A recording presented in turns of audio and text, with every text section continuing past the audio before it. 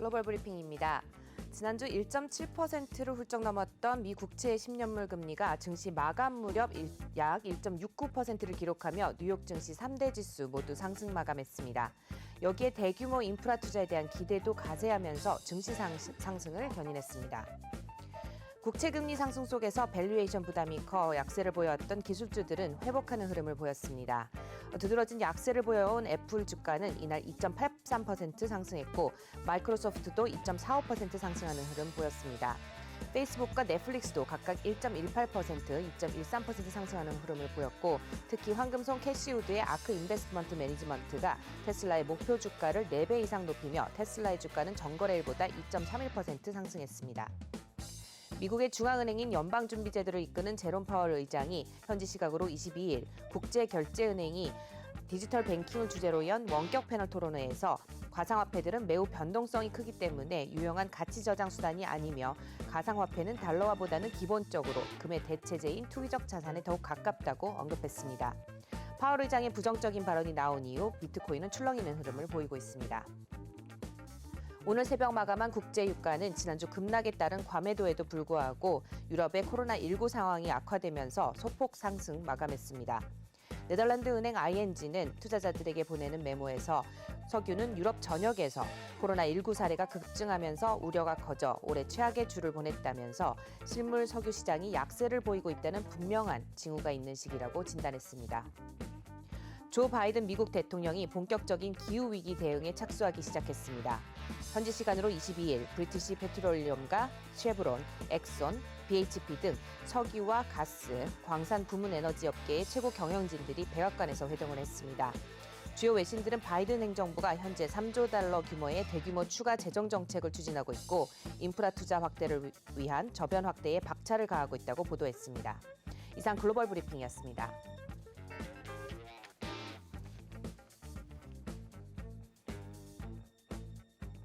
네, 시청자 여러분 안녕하세요. 화요일 오전 오프닝 벨의 장혜리입니다. 함께 진행을 맡아주실 김기성 앵커 소개해드립니다. 안녕하세요. 네, 안녕하십니까. 네, 오늘도 다양한 이슈들이 준비되어 있는 만큼 또 저희가 발빠르게 진행해서 전달해드리도록 하겠습니다. 우선 글로벌 증시 마감 시황부터 확인해 보시죠.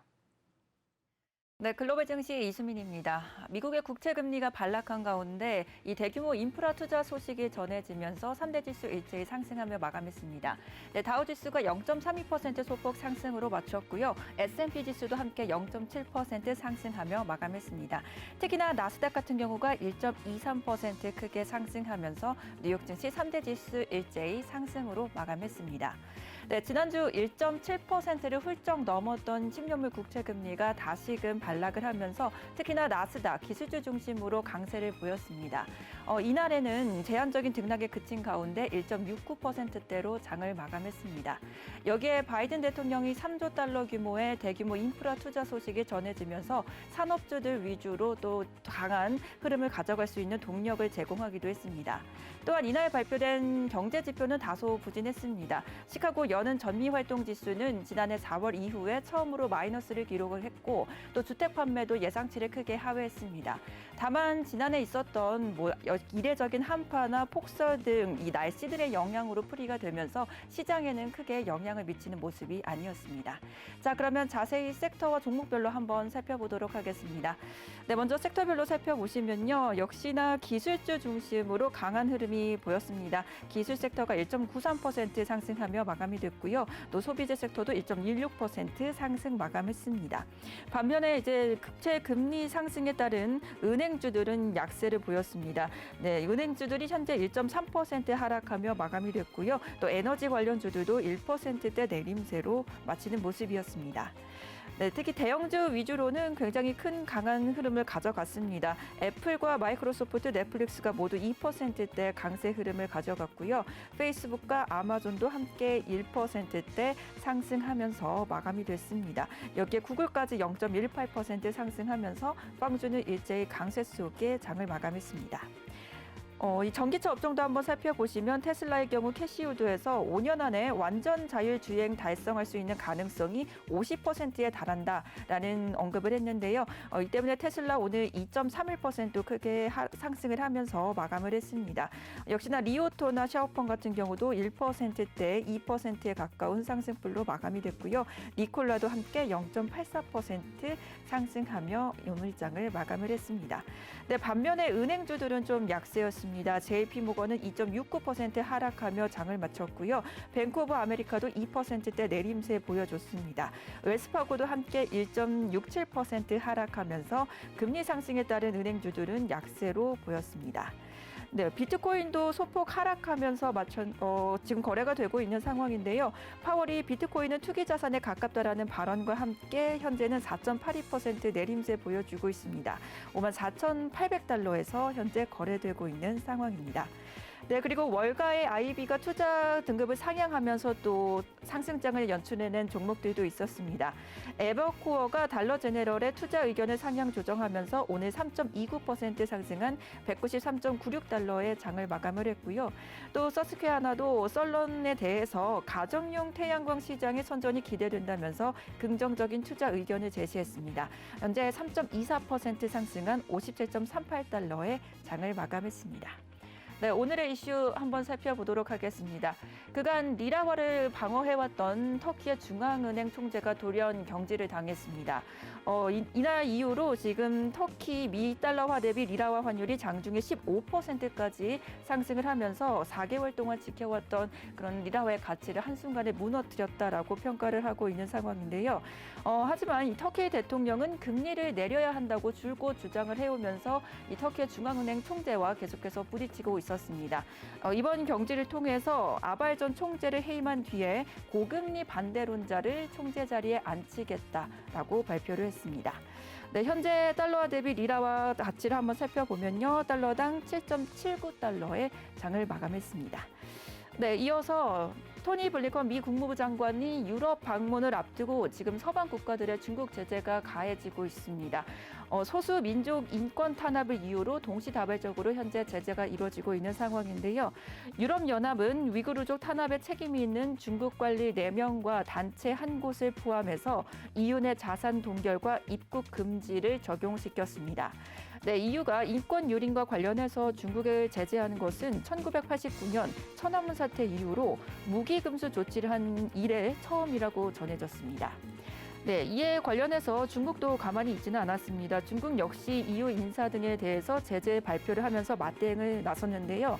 제재 대상은 중국 당국이 지속적으로 비판을 해오고 있던 독일의 학자 아드리안 젠츠를 비롯해서 EU 이사회 정치안전위원회를 포함시켰습니다. 관련 인사와 가족들은 중국 본토와 홍콩, 마카오의 입국을 금지시켰고요. 또 그와 관련이 있는 기업이나 기구도 중국의 왕래를 제한받겠다라고 발표했습니다. 네, 이어서 백신 소식입니다. 아스트라제네카가 자사의 백신이 미국에서 진행한 임상 3상 실험에서 79%의 효과를 보았다라고 발표를 했습니다.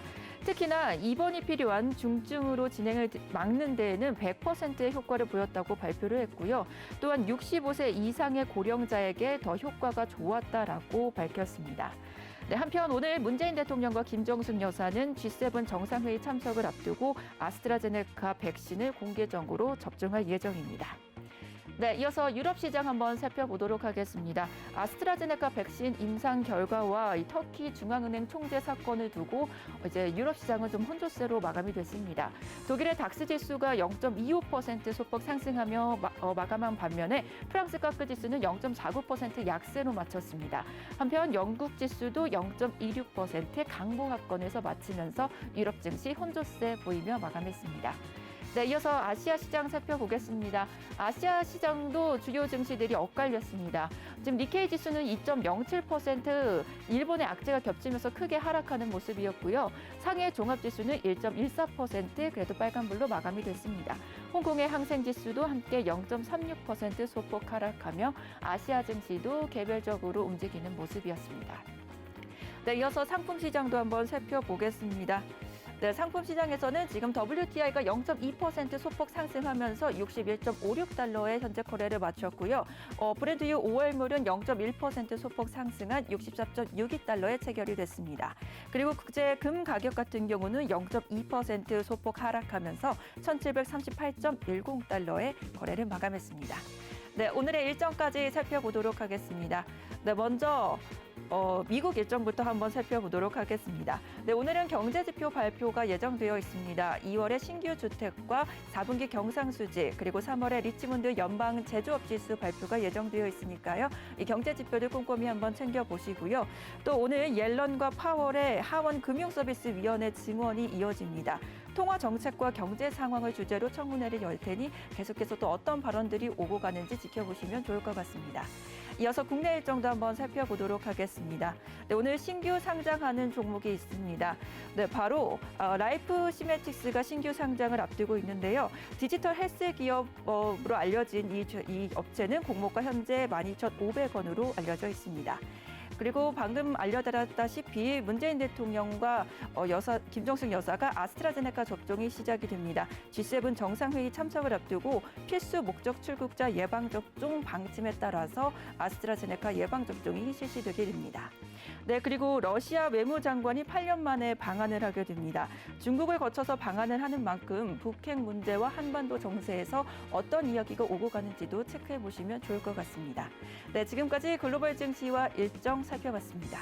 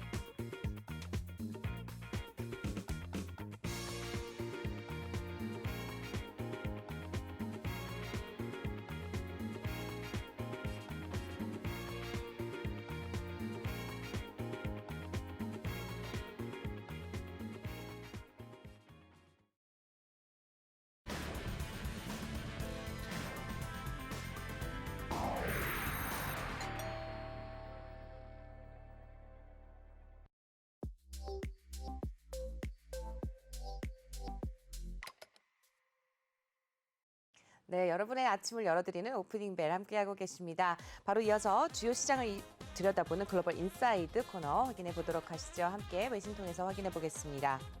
네, 터키 쇼크에 미 국채가 상승했고 10년물 금리가 최근 상승분을 반납했다. 네, 국채와 금리는 반대로 움직이죠. 네, 뉴스 확인해 보도록 하겠습니다. CNBC 기사네요. Treasury's gain on Turkey tumult pushing 10-year yield down from recent high라고 기사 제목이 나왔습니다. 네, 국제 환율 시장에서 달러 대비 터키 리라화 가치가 장중 17% 폭락을 했는데요. 레제프 타이프 에르도안 터키 대통령이 지난 19일이었습니다. 중앙은행이 터키은행의 나치 아그발 총재를 전격 경질한 충격이 가해졌습니다. 에르도안이 임기 4년인 중앙은행 총재를 제멋대로 갈아치우면서 통화 가치가 폭락하고 자본이 유출될 것이라는 공포감이 커지고 있는 상황인데요. 미 국채 수익률 상승세로 신흥국 통화가 하락세를 타기 전까지 터키 리라는 올해 들어서 신흥국 통화 가운데 가장 높은 상승률을 기록한 통화였습니다. 또 리라는 아그발 취임 후 그 뒤에 가치가 순식간에 20% 가까이 상승하기도 했는데요. 아그발은 터키 리라와 주식 등 자산 가치를 지탱해주는 중요한 역할을 해왔기 때문에 그의 전격 경질은 터키 금융시장을 뒤흔드는 요인이 되고 있다고 주요 외신들은 보도를 했습니다. 네, 지난주 터키에 이어서 러시아, 브라질이 기준금리를 인상했고 자본 유출을 우려해서 각 신흥국들이 앞다퉈 금리 인상에 나설 것이라는 전망이 높은 상황에서 터키는 그동안의 기조를 뒤틀어 저금리로 갈아타겠다는 임무를 중앙은행 총재로 앉혔는데요. 미 국채 수익률이 급등하면서 신흥국 자본 유출 우려가 높아지는 가운데 전격 경질이 발표된 터라 그 시기가 좋지 않아 터키 금융시장에 더욱 큰 충격을 주고 있는 것으로 전문가들은 분석을 하고 있습니다. 네, 바로 이어서 두 번째 기사도 한번 확인해 보겠습니다. 네, 파월 가상화폐는 유용한 가치 저장 수단이 아니다라는 기사가 나왔네요. 마찬가지로 CNBC 기사고요. Powell calls cryptocurrencies not really useful stores of value and says Fed will move slowly라고 기사 제목이 나왔네요. 미국 중앙은행이죠. 연방준비제도를 이끄는 제롬 파월 의장이 비트코인을 비롯한 가상화폐에 부정적인 견해를 보였습니다. 네, CNBC에 따르면요, 파월 의장은 현지 시각으로 22일 국제결제은행이죠, 디지털 뱅킹을 주제로 연 원격 패널 토론회에서 가상화폐들은 매우 변동성이 크기 때문에 유용한 가치 저장 수단이 아니다라고 말을 했습니다. 또 가상화폐는 달러화보다는 기본적으로 금의 대체제인 투기적 자산에 더욱 가깝다고 덧붙였는데요. 비트코인은 지난해 말부터 폭등하기 시작해서 최근에는 개당 6만 달러 선까지 돌파를 했었죠. 파월 의장의 발언의 영향으로 비트코인은 오전 5시였습니다. 전날보다 4% 넘게 떨어지면서 5만 5천 달러에 거래가 됐습니다. 또 파월 의장은 연준에서 자체 개발 중인 디지털 화폐의 최종 모델이 향후 2년 뒤에 공개될 것으로 내다봤고 보스턴 연방준비은행이 매사추세츠 공과대학이죠, MIT와 협업을 해서 가상 디지털 화폐를 연구하고 있다는 소식도 함께 전해드립니다. 네, 이어서 세 번째 소식도 확인해 보시죠. 네, 미국과 EU, 유럽연합, 그리고 중국, 신장 위구르족 인권 문제로 제재 부과 정면 충돌 예상이 된다라는 기사입니다. CNN 기사 한번 확인해 보겠습니다. US and allies announced sanctions against Chinese officials for serious human rights abuses against Uyghurs.라고 기사 제목이 나와 있고요. 기사 내용 확인해 보시면 미국과 유럽연합이 중국의 신장 지역이죠, 인권 침해와 관련해서 제재에 나서는 등 대중 압박 공조에 나섰다. 중국도 제재 부과로 맞대응하는 등 인권 이슈로 둘러싼 서방과 중국의 갈등이 고조되고 있다는 소식입니다. 네, 유럽연합에 이어서 또 마찬가지로 미국도 중국의 신장 지역 인권 유린과 관련한 제재 부과를 발표를 했는데요. 영국과 또 캐나다도 이날 신장 지역 인권 문제로 중국 관리 4명과 한 개 단체에 대한 제재를 부과하면서 보조를 마쳤습니다. 네, 지금 보시는 것처럼 US, UK, Australia, Canada, and New Zealand까지 지금 앞다퉈서 중국 관리 4명과 한 개 단체에 대한 제재를 부과하고 있다는 소식인데요. 앞서 토니 블링컨 미 국무장관은 지난 18일이었습니다. 알래스카에서 열린 미중 고위급 회담에서 신장 위구르 지역 인권 유린과 또 홍콩 대만 문제를 공개 거론하면서 이를 묵인하거나 자시하지는 않겠다라고 경고한 바가 있는데요. 당시 대화 상대로 참석했던 중국의 양제츠죠, 공산당 외교 담당 정치국어는 이에 맞서서 신장과 홍콩 대만은 분리할 수 없는 중국의 영토이며 미국의 내정 간섭에 단호하게 반대한다고 주장을 하기도 했습니다. 한편 중국 정부는 EU의 제재 조치가 발표된 직후 외교부 홈페이지 등을 통해서 중국을 비판해온 독일학자, 또 유럽의회 의원 등 10명과 단체 4곳에 대해 제재를 부과한다고 발표를 했고요. 중국의 주권과 이익을 침해하고 가짜정보를 퍼뜨렸다고 주장을 하고 있습니다.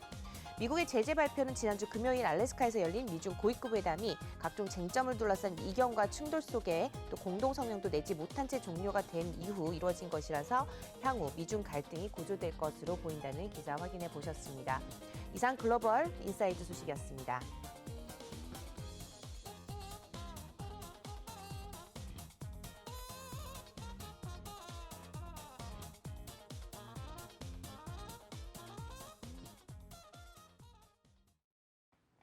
네, 글로벌 인사이드 소식 외신을 통해서 확인해 보셨습니다. 이와 관련해서 보다 자세한 내용 몇 말씀만 나눠보도록 하죠. 김기성 앵커님, 네. 뭐 지겨우리만 지금 미 국채 금리 얘기가 나오긴 하지만 어제는 좀 떨어졌어요. 네, 마치 미국 10년물 국채 금리가 스위치 같다는 생각 안 드세요? 아, 맞습니다. 그러니까 금리가 네. 오르면 성장주가 떨어지고 금리가 떨어지면 성장주가 오르는 마치 공식처럼 움직이고 있는데 아무래도 그렇지만 일단 시장에서는 금리 상승을 기정사실로 받아들이고 있다 이렇게 보는 거 옳을 것 같습니다. 어제 같은 경우에도 보면은 1.67% 수준까지 떨어졌다가 장 마감 무렵에 다시 1.69%를 넘어서는 거의 1.7%에 접근하는 그런 모습을 보이고 있기 때문에 결국 금리 상승은 이제 기정사실이고 다만 그 속도가 문제일 겁니다. 그리고 어느 정도까지 오르느냐 이 부분을 좀 지켜봐야 될 것 같습니다. 일부 전문가들 의견에 따르면은 아마도 2%에 육박을 하면 S&P 500 지수가 영향을 받을 것이고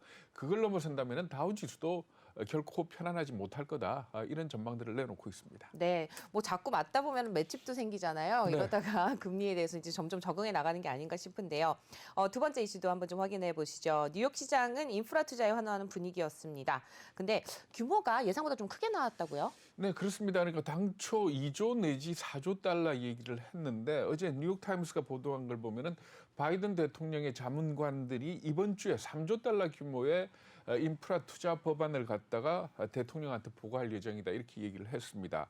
사실 1조 9천억 달러에 달하는 경기 부양 법안이 막 통과가 됐기 때문에 연이어서 인프라 투자 법안을 만들겠느냐 하는 이 부분에 대해서 좀 회의적인 시각도 있었습니다. 네. 그런데 미국 언론들이 분석을 하고 있는 걸 보면은 1조 9천억 달러의 경기 부양 법안은 그야말로 팬데믹에 따른 경기 부양을 위한 법안이고 바이든 대통령의 경제 비전, 경제 정책을 실현하기 위한 인프라 투자는 지속을 한다 이렇게 풀이를 하고 있는 것 같습니다. 그래서 네. 대략적인 그 내용들은 보면은 제조업 투자를 지원을 하고 그리고 또 기후 변화에 따라서 대응해가지고 탄소 배출을 줄이는 그게 주요 내용으로 담겨 있다 그럽니다. 만약에 인프라 투자가 실행이 된다 그러면 어떻게 우리 기업들도 좀 혜택을 볼 수 있을까요? 네, 세부적으로 볼 것 같으면은 인프라 개선 그리고 청정 에너지 구축, 5G 통신망 네트워크 구축 뭐 이렇게 돼 있습니다. 그래가지고 도로, 교통, 항만, 철도, 통신망, 전기차 충전소 이런 데다가 아마 1조 달러 이상을 갖다 퍼부을 걸로 이렇게 전망이 되고 있는데 그러니까 공약상에 그렇게 나타나 있었거든요.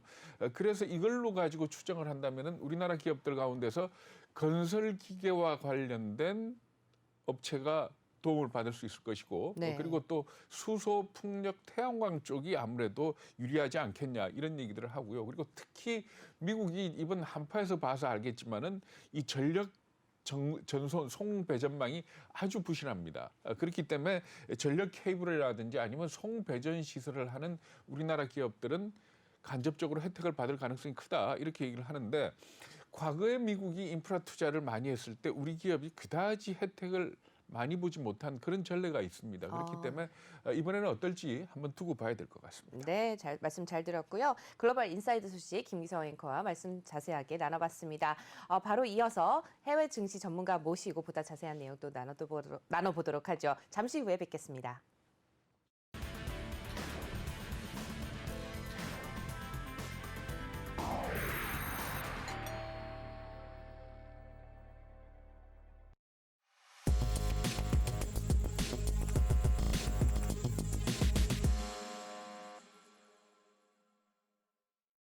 네, 여러분과 함께하고 있는 오프닝벨 1부. 네, 저희는 유튜브 라이브 방송도 함께하고 있습니다. 매일처럼 아침에 찾아와 주시는 우리 시청자분들 감사하다는 말씀을 꼭 전해드리고 싶습니다. 네, 글로벌 증시 동향과 또 전망에 대해서 MBN의 해외 증시 전문가죠. 멀린 78의 이민우 애널리스트, 네, 전문가분 나오셨습니다. 안녕하세요. 안녕하십니까. 네, 죄송합니다. 매번 대표님 했다가 애널리스트 하면 애널리스트라는 단어 좀 제발 쓰지 말아달라고 매번 얘기를 하시는데 제가 네. 또 오늘 그렇게 소개를 했네요. 네. 네, 오늘 국채 금리 얘기를 안 해볼 수가 없을 것 같습니다. 전문가님이 보시는 국채 금리 어떻게 네. 보시나요? 예, 뭐 주식시장이랑 똑같이 그 국채금리도 너무 많이 올랐기 때문에 그거에 대한 어떤 뭐 반작용으로 하락했다고 좀 볼 수 있고요.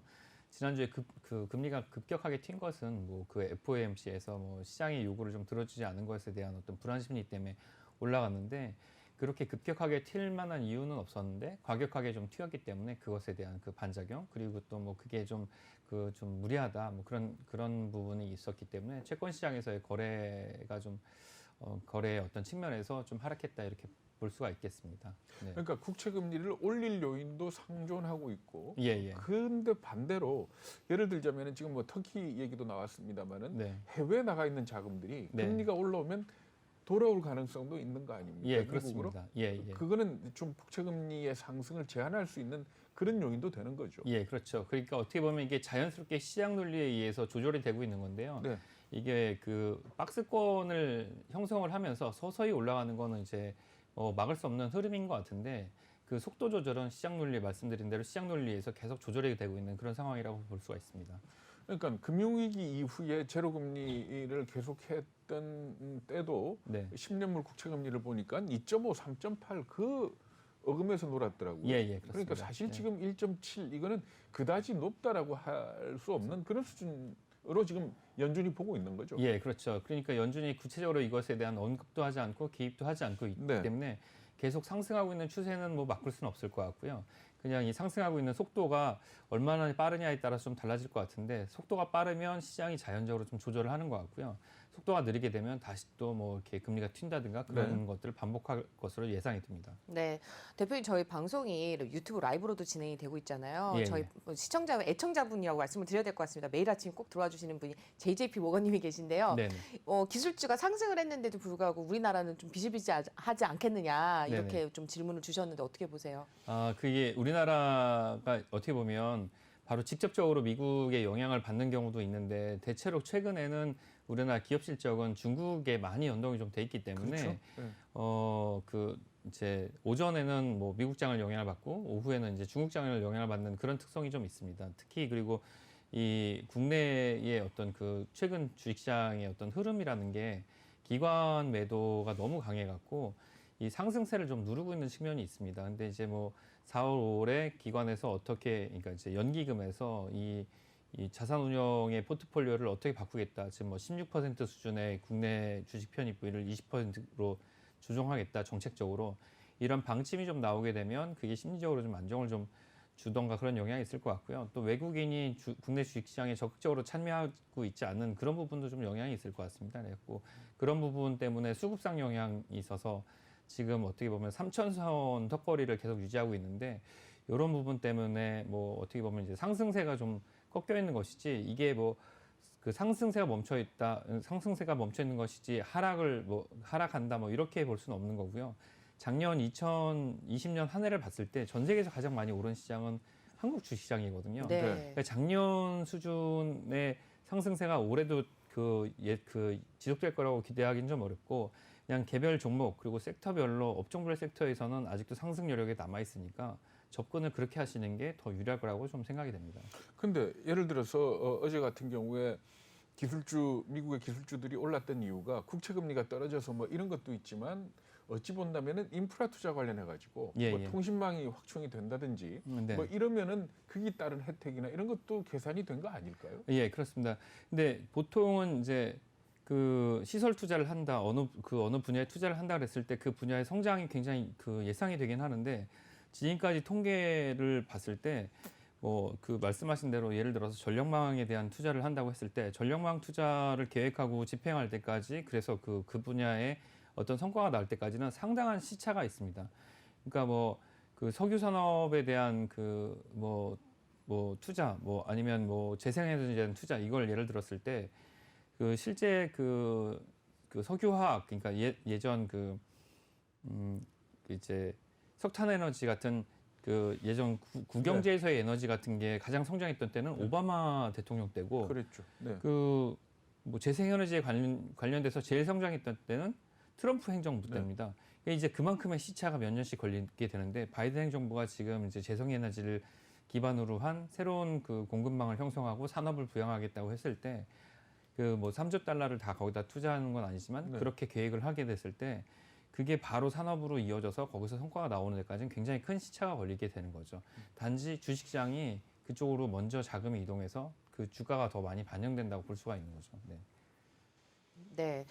또 아까도 잠깐 언급을 해주셨는데 3조 달러 규모의 신규 인프라 투자 법안 2개 검토하고 있다는 보도가 계속 연일 나오고 있어요. 네네. 네, 이것과 관련해서 보다 자세한 내용 좀 전해주실 수 있을까요? 아직 이게 확정된 건 아니고요. 확정된 건 아닌데 그 이제 1조 9천억 달러가 이거는 직접적으로 개인들한테 집행이 되고 3조 달러는 그 인프라에 투자가 되고 있는데 인프라가 투자가 될 예정이라고 하는 것 중에 도로, 항만, 교량 뭐 이런 것들을 새롭게 이제 보수하고 수선하고 그리고 또 그 핵심적으로 이것들을 보수 수선하면서 기존의 그 어떻게 보면 이제 그 화석연료를 기반으로 했던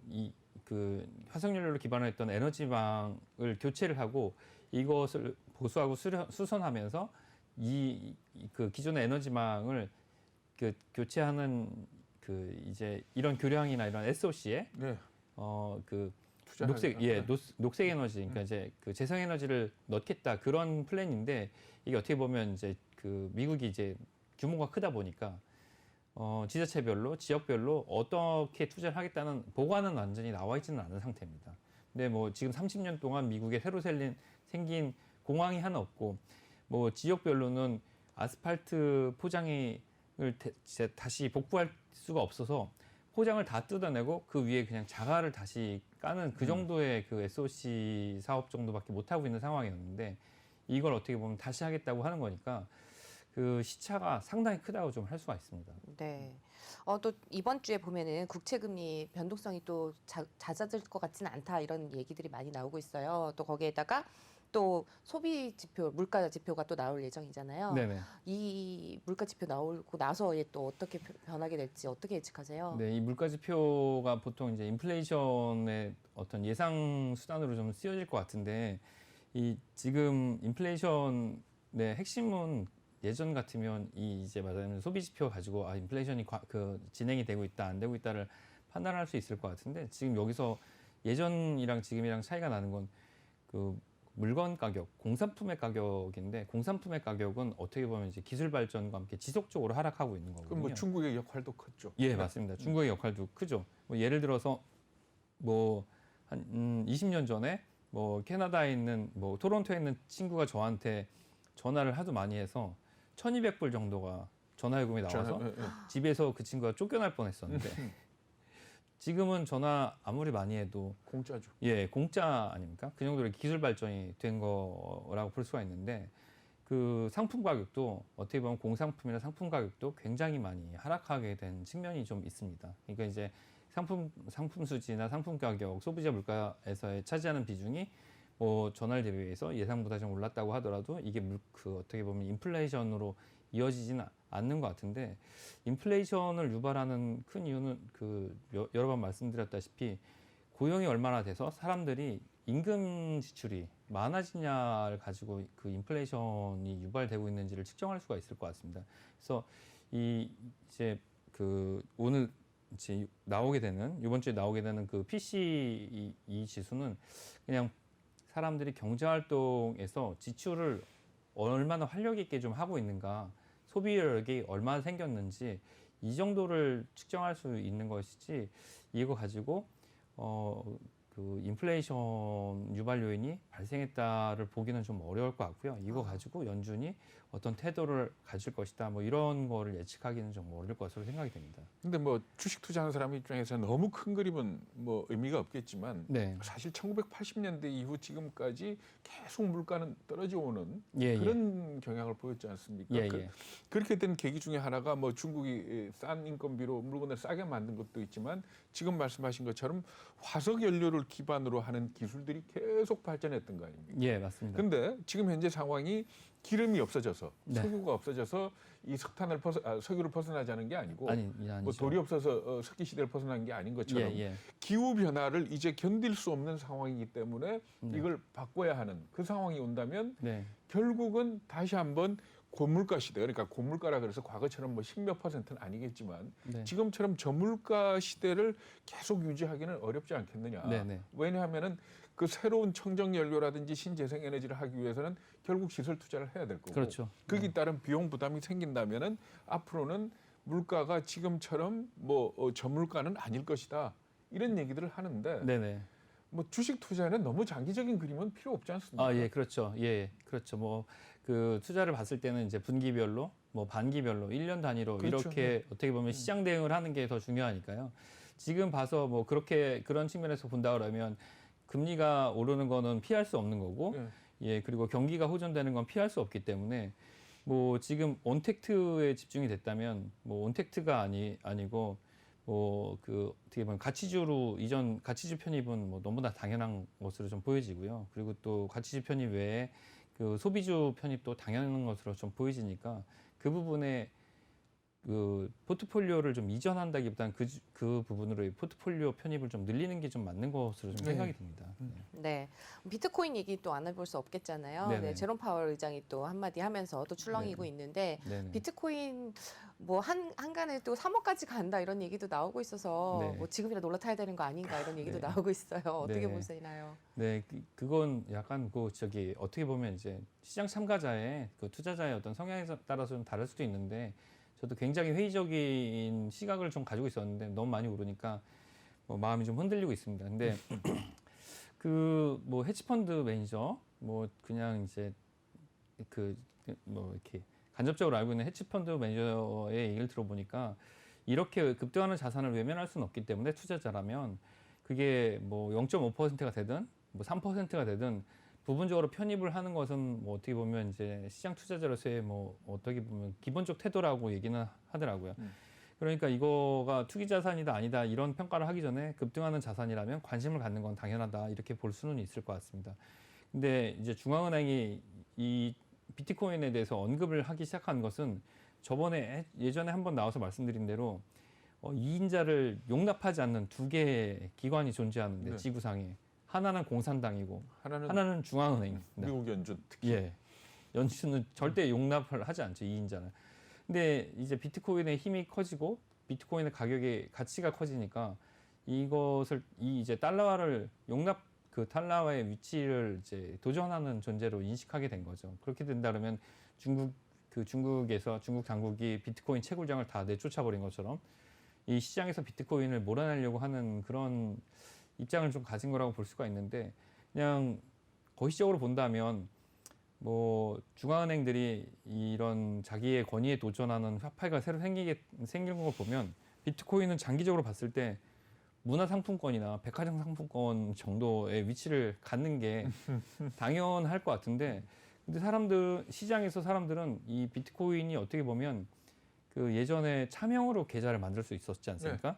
근데 비트코인의 특성은 뭐 익명성이죠. 예, 익명성을 갖고 있기 때문에 완전히 사라지기는 좀 어려울 그런 가능성이 좀 있습니다. 뭐 근데 제 생각에는 많은 비트코인 투자자들이 기관 투자가들이 최근 들어서 많이 개입을 하니까 예. 뭐 앞으로 전망도 밝게 보고 오를 거다라고 생각을 하는데 사실 각종 나오는 그 사람들 발언을 보면 1% 네. 많게는 4% 정도의 자산을 비트코인에 투자해라 뭐 이렇게 얘기를 하고 있거든요. 예, 예. 근데 1% 내지 4% 자산의 의미는 뭔가 하면 솔직히 말해서 이 사람들은 그런 기관 투자가들은 1% 내지 4%가 제로가 돼도 큰 자산 운용에 예. 흔들림은 없는 거 아닙니까? 네, 그렇습니다. 그렇기 때문에 개인들이 그걸 믿고 들어가는 거는 참 네, 위험한 그렇죠. 거 아닌가 하는 그런 예. 생각도 들어요. 그렇죠. 뭐 1비트코인에 뭐 6천만 원, 7천만 원 하는데 그거를 하나를 사서 자기가 자기 지갑에 사실 비트코인을 제대로 거래하려면 그 이제 결제 지갑이 있어야 되는데 결제 지갑을 갖지 않고 그냥 그 거래소를 통해서 거래 계좌만 가지고 그 거래하시는 분들이 대부분 아니겠습니까? 네. 예, 그러니까 그게 어떻게 보면 제대로 된 거래를 하신다기보다는 그냥 어떤 시류에 편승하는 부분이 있어서 그게 좀 안타까울 수도 있습니다. 근데 이게 자꾸 언급이 되는 것은 이제 이런 비트코인과 중앙은행의 싸움이 시작됐다고 좀 보여지고요. 좀 회의적이었는데 이게 어떻게 보면 뭐 조세 회피처나 아니면 스위스 금고 같은 역할을 할 수가 있기 때문에 완전히 시장에서 뭐 중앙은행은 박멸을 시키려고 하겠죠. 근데 그 비트코인에 대한 어떤 시장성 때문에 완전히 사라지기는 어렵고 가장 긍정적으로는 뭐 중앙은행이 추진하고 있는 그 CBDC, 그러니까 디지털 화폐에 일부 흡수되거나 그래서 문화상품권이나 뭐 백화점 상품권화되거나 아니면 부분적으로 살아남아서 익명의 계좌가 익명의 계좌가 될 가능성이 좀 있습니다. 그러니까 지하 자금의 도피처가 될 수 있다. 예, 그렇죠. 그런 가능성이 좀 있습니다. 그러니까 그런 가치의 가능성이 좀 있기 때문에 이게 여기서 소외가 좀 되고 있다고 생각하시면 뭐 지갑을 만드셔서 10분의 1이든 100분의 1이든 뭐 이렇게 뭐 해보실 수는 있겠지만 이게 메인 투자는 될 수 없겠죠. 사실 통화라고 한다면 결제가 돼야 되는데 비트코인이 결제가 되는 것은 사실 볼 수가 없지 않습니까? 이거는 테슬라에서 결제해 주겠다 그랬죠. 네. 네. 조만간에 또 다시 테슬라 얘기로 돌아갈 것 같다는 생각이 네. 좀 드네요. 네. 네, 전문가님 마지막으로 저희 시청자분들을 위해서 해주실 네. 조언이 있으실까요? 네, 아침마다 여기 출퇴근길에 와서 그 방송을 보시는 분들이 좀 계신 것 같은데, 여기 뭐 적극적으로 댓글도 달아주시고 하시면 그 질문 사항에 뭐 적극적인 그 질문만큼 적극적인 답변 좀 드리도록 하겠고요.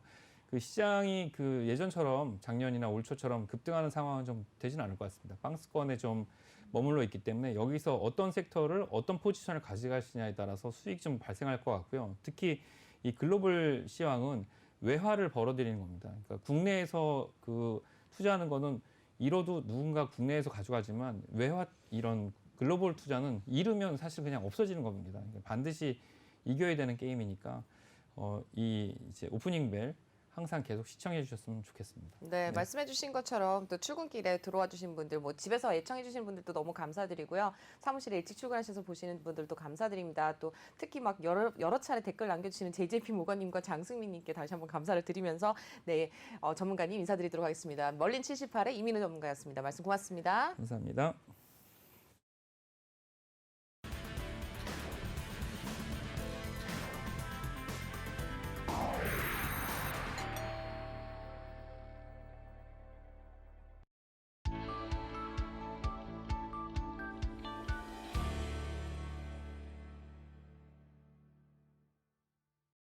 네, 아침을 여는 증시 오프닝벨 1부와 함께하고 계십니다. 이번에는 전화 연결해서 개인 투자자들의 매매 종목 한번 확인해 보도록 하겠습니다. 어떤 포트폴리오에 어떤 종목들을 담으셨는지 함께 확인해 보도록 하죠. 김대명 전문가 전화 연결되어 있네요. 안녕하세요.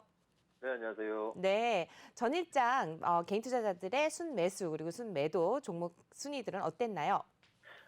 네, 일단은 뭐 개인 순매수에서는 이제 2차 전지 대표주들, 네, 위주로 이제 여전히 매수세가 들어오고 있습니다. 뭐 LG화학이나 그다음에 삼성 SDI 그리고 SK 이노베이션 같은 종목들이 좀 이제 계속 꾸준하게 좀 보이고 있는 것 같고요. 이제 폭스바겐 이제 배터리 내재화의 충격을 받고 있는 상황인데, 기술적으로도 이제 추세가 좀 하락 추세 구간에 있는 자리에서 이러한 좋지 않은 소식은 좀 이제 하락세를 더 키울 수밖에 없지만은, 삼성 SDI, 그래도 이제 삼성 SDI 같은 다른 종목들의, 삼성 SDI는 이제 다른 종목들에 비해서 좀 견고하게 좀 버텨주고 있는, 그런 상황인 것 같아요. 그래서 이제 업계에서는 이제 폭스바겐의 정책 자체를, 단기적인 충격으로 좀 보고 있고, 그리고 기술력 부분에서는 여전히 이제 우세하기 때문에, 지금의 조정 자체를 좀 우려스러워하지 않는 분위기인 것 같거든요. 근데 기술적으로 본다면은 보기보다는 LG화학이나 LG화학이나 그다음에 삼성 SDI 이런 종목들은 좀 이제 단기 하락 추세 구간이고, 그리고 이제 SK 이노베이션은 이제 단기로 보기에는 이미 가격 조정을 좀 많이 받은 구간인 것 같거든요. 그래서 지켜줘야 될 구간에서 좀 지켜주지 못했기 때문에, 이제 2차적인 좀 자리를 좀 염두에 두고 있어야 될 상황인 것 같아요. 네, 2차적인 자리가, 좀 차트를 조금 더 이제 길게 본다면은 한 이 정도, 여기 자리가 이제 이제 지켜줘야 될, 어떻게 보면 이제 좀 마지노선인 자리인 것 같고요. 이 자리마저 이제 지켜주지 못한다면은 좀 회복하는데 좀 시간이 꽤 오래 걸릴 수도 있을 것 같고, 좀 여기에서 이제 이탈이 나온다라면은 이제 저점을 좀 찾기 쉽지 않을 것 같습니다. 다른 이제 삼성 SDI도 마찬가지. 삼성 SDI는 그래도 조금 이제 나름 좀 견고하게 좀 버텨주고 있는 상황이라서 크게 좀 우려스러워할 부분은 아닌데, 일단은 여기 LG화학 같은 경우에는 지금 추세적으로 본다면은 지금 하락 추세 구간으로 지금 접어든 자리거든요. 여기에서 보시면은 이런 식으로 하락 박스권 안에 접어든 구간이라서, 어떻게 보면 좀 조정 자체가 이 자리를 만약에 또 이제 이탈을 하게 된다면은 조정 자체가 좀 더 깊어질 수도 있고, 그리고 다시 또 회복을 하는데 조금 다소 좀 시간이 좀 걸릴 수도 있습니다.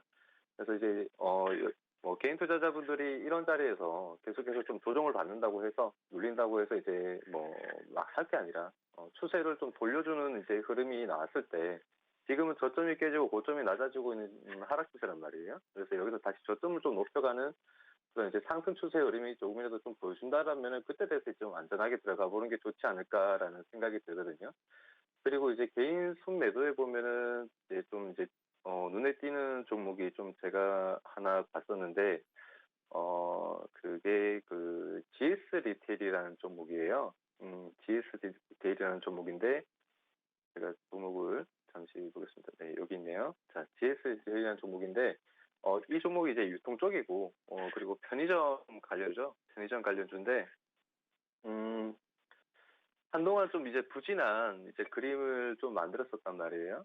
근데 주가가 이제 좀 뭐 계속해서 좀 이제 박스권에 있고, 그리고 이제 그런 이제 다른 종목들이 뭐 이제 좀 다른 우량주들이나 뭐 그런 이제 성장주들이 좀 상승을 할 때 계속해서 좀 박스권에 좀 머물고 있었던 그런 종목인데, 일단은 뭐 7월 달에 이제 GS 홈쇼핑하고 합병 소식도 있고, 그리고 뭐 배달 사업이나 뭐 온라인 마켓 플랫폼 등 뭐 이제 배송 대행업을 이제 신사업으로 추가하면서 좀 변화를 시도하고 있습니다. 그래서 최근에 유통 쪽 관련주들 뭐 코로나 여파에서 점점 벗어나고 있는 시점이고, 우상향으로 지금처럼 이제 방향성을 좀 돌리고 있기 때문에 주가의 움직임 자체는 굉장히 좀 더디지만, 좀 더 제가 봤을 때는 지금 시점에서 좀 매도를 하는 것보다는 뭐 일부 실현하면 괜찮겠죠. 그런데 이제 완전한 매도를 하기보다는 조금 더 지켜봐도 될 것 같다. 네, 이렇게 말씀을 좀 드리고 싶고요. 그리고 해당 종목은 이게 과거에 굉장히 이제 좀 뭐 2018년도 때 뭐 이전부터 본다면은 굉장히 이제 박스권을 이제 많이 만들었었던 종목이에요. 계속해서 이런 박스권 흐름을 계속해서 보였거든요. 한 2년에서 한 3년 정도. 네. 박스권 흐름을 보여줬었던 종목이라서, 이 종목이 만약에 다시 한번 뭐 35,000원대까지라도 뭐 조정을 받는다라면은 그때 돼서도 다시 한번 봐도 되지 않을까, 그렇게 생각이 되거든요. 그래서 뭐 여러분들이 좀 이제 안전하게 좀 투자할 수 있는, 네, 그런 종목인 것 같다라고 좀 이제 말씀을 좀 드리고, 네, 여기까지 말씀을 좀 드리겠습니다. 예, 그 LG화학 같은 경우에 그 하향 박스권이다라고 말씀을 하셨는데, 네. 아니면 그러니까 LG 2차 전지 관련한 소부장 업체들은 어떻습니까? 소부장 업체들 자체도 이제 지금 뭐 2차 전지 관련해서는 지금 뭐 거의 이제 종목별 양세라고 봐야 되겠죠. 대다수의 어떤 이제 그 전에 한참 이제 뭐 현대차나 뭐 기아차 그런 이제 대형주들, 대형 자동차 위주로 종목들 위주로 이제 상승세가 좀 펼쳐질 때는, 다른 뭐 소부장 관련해서는 뭐 이제 자동차 부품주들이나 뭐 2차 전지도 같이 이제 동반 상승세가 나왔지만, 지금은 이제 그런 시기, 그러니까 시장의 자금이 이쪽으로 이제 좀 쉬어가는 단계인 것 같아요. 좀 쉬어가는 단계라서 다른 종목들 자체도 좀 이제 조정을 좀 받고 있는 시점이거든요. 또 뭐 테마로 이루어지는 종목들 같은 경우에는 조정폭이 지금 상당히 좀 큰 상태고요. 그래가지고 종목별 장세가 좀 나오기 때문에 제가 생각을 했을 때는 기업적으로 본다면은 뭐 계속해서 좀 이제 실적 부분을 좀 따져가면서 이제 보시는, 계속해서 실적 위주로 좀 이제 계속 개선해 나가는, 성장해 나가는 그런 종목들을 이제 눈여겨 보시는 게 좋지 않을까라고 생각이 됩니다. 네, 앞서서 눈에 띄는 종목들로 삼성 SDI 또 LG화학들도 짚어주셨고요. 또 GS 리테일도 한번 보시면 좋을 것 같다라고 말씀을 해주셨는데, 전반적으로 개인들의 투자 흐름은 어떻게 읽어보면 좋을까요? 뭐 차트적으로 본다면 이제 좀 여전히 가격 조정을 좀 많이 받은 업종들, 또는 이제 뭐 종목들 쪽으로 좀 매수세가 계속 유입이 되고, 뭐 좀 이제 오르는 종목들은 좀 쫓지 않는 것 같고요. 그리고 이제 그렇게 눌릴 때 이제 매수가 들어가서 조금의 반등이라도 나오면은 바로 이제 매도로 전환하는 단기적인 성향은 계속해서 쭉 이어지고 있다라고, 네, 볼 수 있겠습니다. 네, 마지막으로 개인들이 어떻게 포지션을 잡으면 좋을지 오늘 장에 대한 전략 좀 세워주시면 좋을 것 같습니다. 일단은 뭐 지수 차트를 좀 본다라면은 방향성이 예상하기 쉽지 않습니다. 좀 이제 뭐 코스피도 그렇고, 그리고 이제 뭐 코스닥도 그렇고, 미증시를 따라가는 건지 이제 아닌 건지도 분간이 안 되는 것 같아요. 완전히 이제 똑같이 갈 수는 없겠지만, 좀 제가 생각할 때는 큰 악재만 없다면 이제 큰 그림은, 전체적인 큰 그림은 좀 비슷하게 흘러가지 않을까라는 생각이 되거든요. 그래서 대형주가 좀 너무 움직임이 없어서 답답해 하실 수도 있을 것 같습니다. 그래서 단타성 매매를 하시려는 분들이 좀 많이 계실 것 같은데, 최근 장세에 대해서 좀 말씀을 좀 드리자면은, 저번 주 목요일주부터 좀 테마주들이 좀 쉬어가는 흐름이더라고요. 그래서 수급 쏠림 현상이 좀 나타난다기보다는, 종목별 장세가 좀 연출이 되기 때문에, 그날의 대장주가 아니라면은 길게 보지 않는 게 좋을 것 같고요. 그리고 급등주들의 연속성도 굉장히 약한 상황이라서 추격 매수는 하지 않는 게 좋고, 그리고 추세 따라서 좀 눌릴 때 보시는 게 좋을 것 같고요.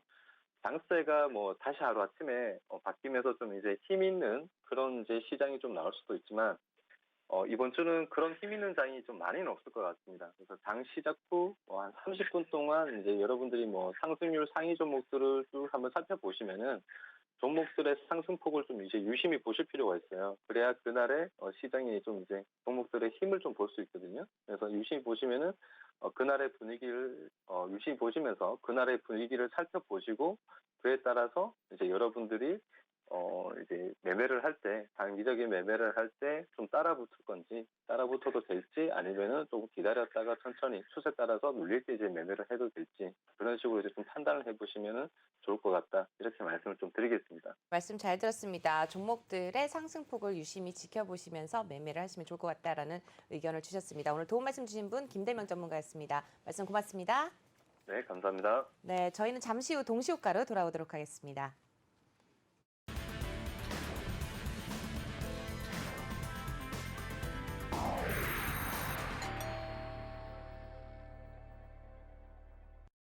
네, 오전장과 오후장, 솔직히 오전장만 놓고 보더라도 매매하기가 쉽지 않은 하루하루였습니다. 오늘만큼은 좀 상승불을 켜고 시작을 했으면 좋겠는데요. 동시효과 상황 어떻게 시작하고 있는지 함께 확인해 보도록 하겠습니다. 시황센터 나와주시죠. 네, 시황센터 이수민입니다. 현재 개장을 한 10여 분 정도 앞두고 있는 상황인데요. 어제도 사실 동시효과 때는 좀 빨간불을 켰다가 바로 반락하는 모습이 보였는데, 오늘은 또 동시효과 상황 어떤지 지수부터 한번 확인해 보시죠. 네, 먼저 코스피 지수 현재 0.61% 그래도 강보합권에서 출발 대기하고 있는 상황입니다. 3,054포인트 선에서 출발 예상되고 있습니다. 네, 코스닥 같은 경우도 함께 0.25% 빨간불 켜면서 강보합권 예상되고 있는데요. 전일 대비 2.38포인트 상승한 958포인트 선에서 출발할 것으로 보여집니다. 네, 그러면 계속해서 지금 등락률이 보이고 있는 종목들 한번 살펴보겠습니다. 먼저 상한가로 진입할 종목 단 두 종목 지금 보여지고 있는데요. 오디텍이 상한가 진입하면서 현재 7,410원 선에서 출발될 것으로 예상되고 있습니다. 네, 이어서 두 번째 종목 승일 종목도 현재 상한가 진입하면서 출발할 것으로 보여집니다. 현재 예상 체결가는 16,600원 선에서 출발 대기하고 있는 상황입니다. 네, 이어서 계속해서 또 상승률이 좋은 종목들 한번 살펴보면요. 오늘 이제 신규 상장이 예정되어 있는 라이프 시멘틱스 현재 예상가 25,000원에 출발할 것으로 보여집니다. 공모가가 12,500원이었는데요. 또 상승을 하면서 출발될 것으로 보여지고요. 오디텍 같은 경우 아까 또 상한가 진입하면서 출발할 것으로 보여지고요. 엔지캠 생명과학 살펴보겠습니다. 엔지캠도 거의 상한가 진입할 것으로 보여집니다. 현재 29.72% 상승불 켜면서 출발 대기하고 있는데요. 어제 롯데 지주에서 바이오 산업을 진출하기 위해서 엔지캠의 지분을 인수하겠다라는 소식이 전해졌습니다. 예상 체결가 14만 3,500원 선에서 체결될 것으로 보여집니다. 네, 동부건설 우선주도 28%대 급등세로 출발이 예상되고 있습니다. 현재 예상 체결가 28,100원에서 형성되어 있습니다. 네, 원일 특강도 현재 0.9%대 소폭 상승하면서 출발될 것으로 보여지는데요. 잠시 전만 해도 사실 거의 20%에 가까운 빨간불이었는데 그새 탄력을 잃었습니다. 11,200원에서 출발할 것으로 보여집니다. 네, 우리 조명 현재 윤석열 관련주로 묶여 있는 종목인데요. 어제도 윤석열 이제 후보가 1위를 여론조사에서 1위를 차지하면서 또 관련주들이 주목을 받았습니다. 현재도 15% 우리 조명 출발할 것으로 보여집니다. 3,015원 선에서 체결될 것으로 보여집니다. 네, 이어서 펜스타 엔터프라이즈 살펴보시면 14%대 급등세로 출발될 것으로 보여집니다. 현재 1,200원 선에서 대기하고 있습니다. 네, 이어서 FN가이드도 11%대 출발 대기하고 있는 상황입니다. 11,050원에서 예상 체결가 지금 체결이 되고 있고요.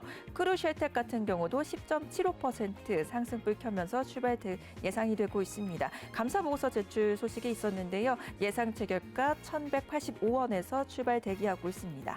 네, 흥국도 현재 19%대 상승으로 출발될 것으로 예상되고 있습니다. 1,400원 선에서 대기하고 있는 상황입니다. 이어서 서산 현재 10%대 상승불 켜면서 출발 예상되고 있습니다.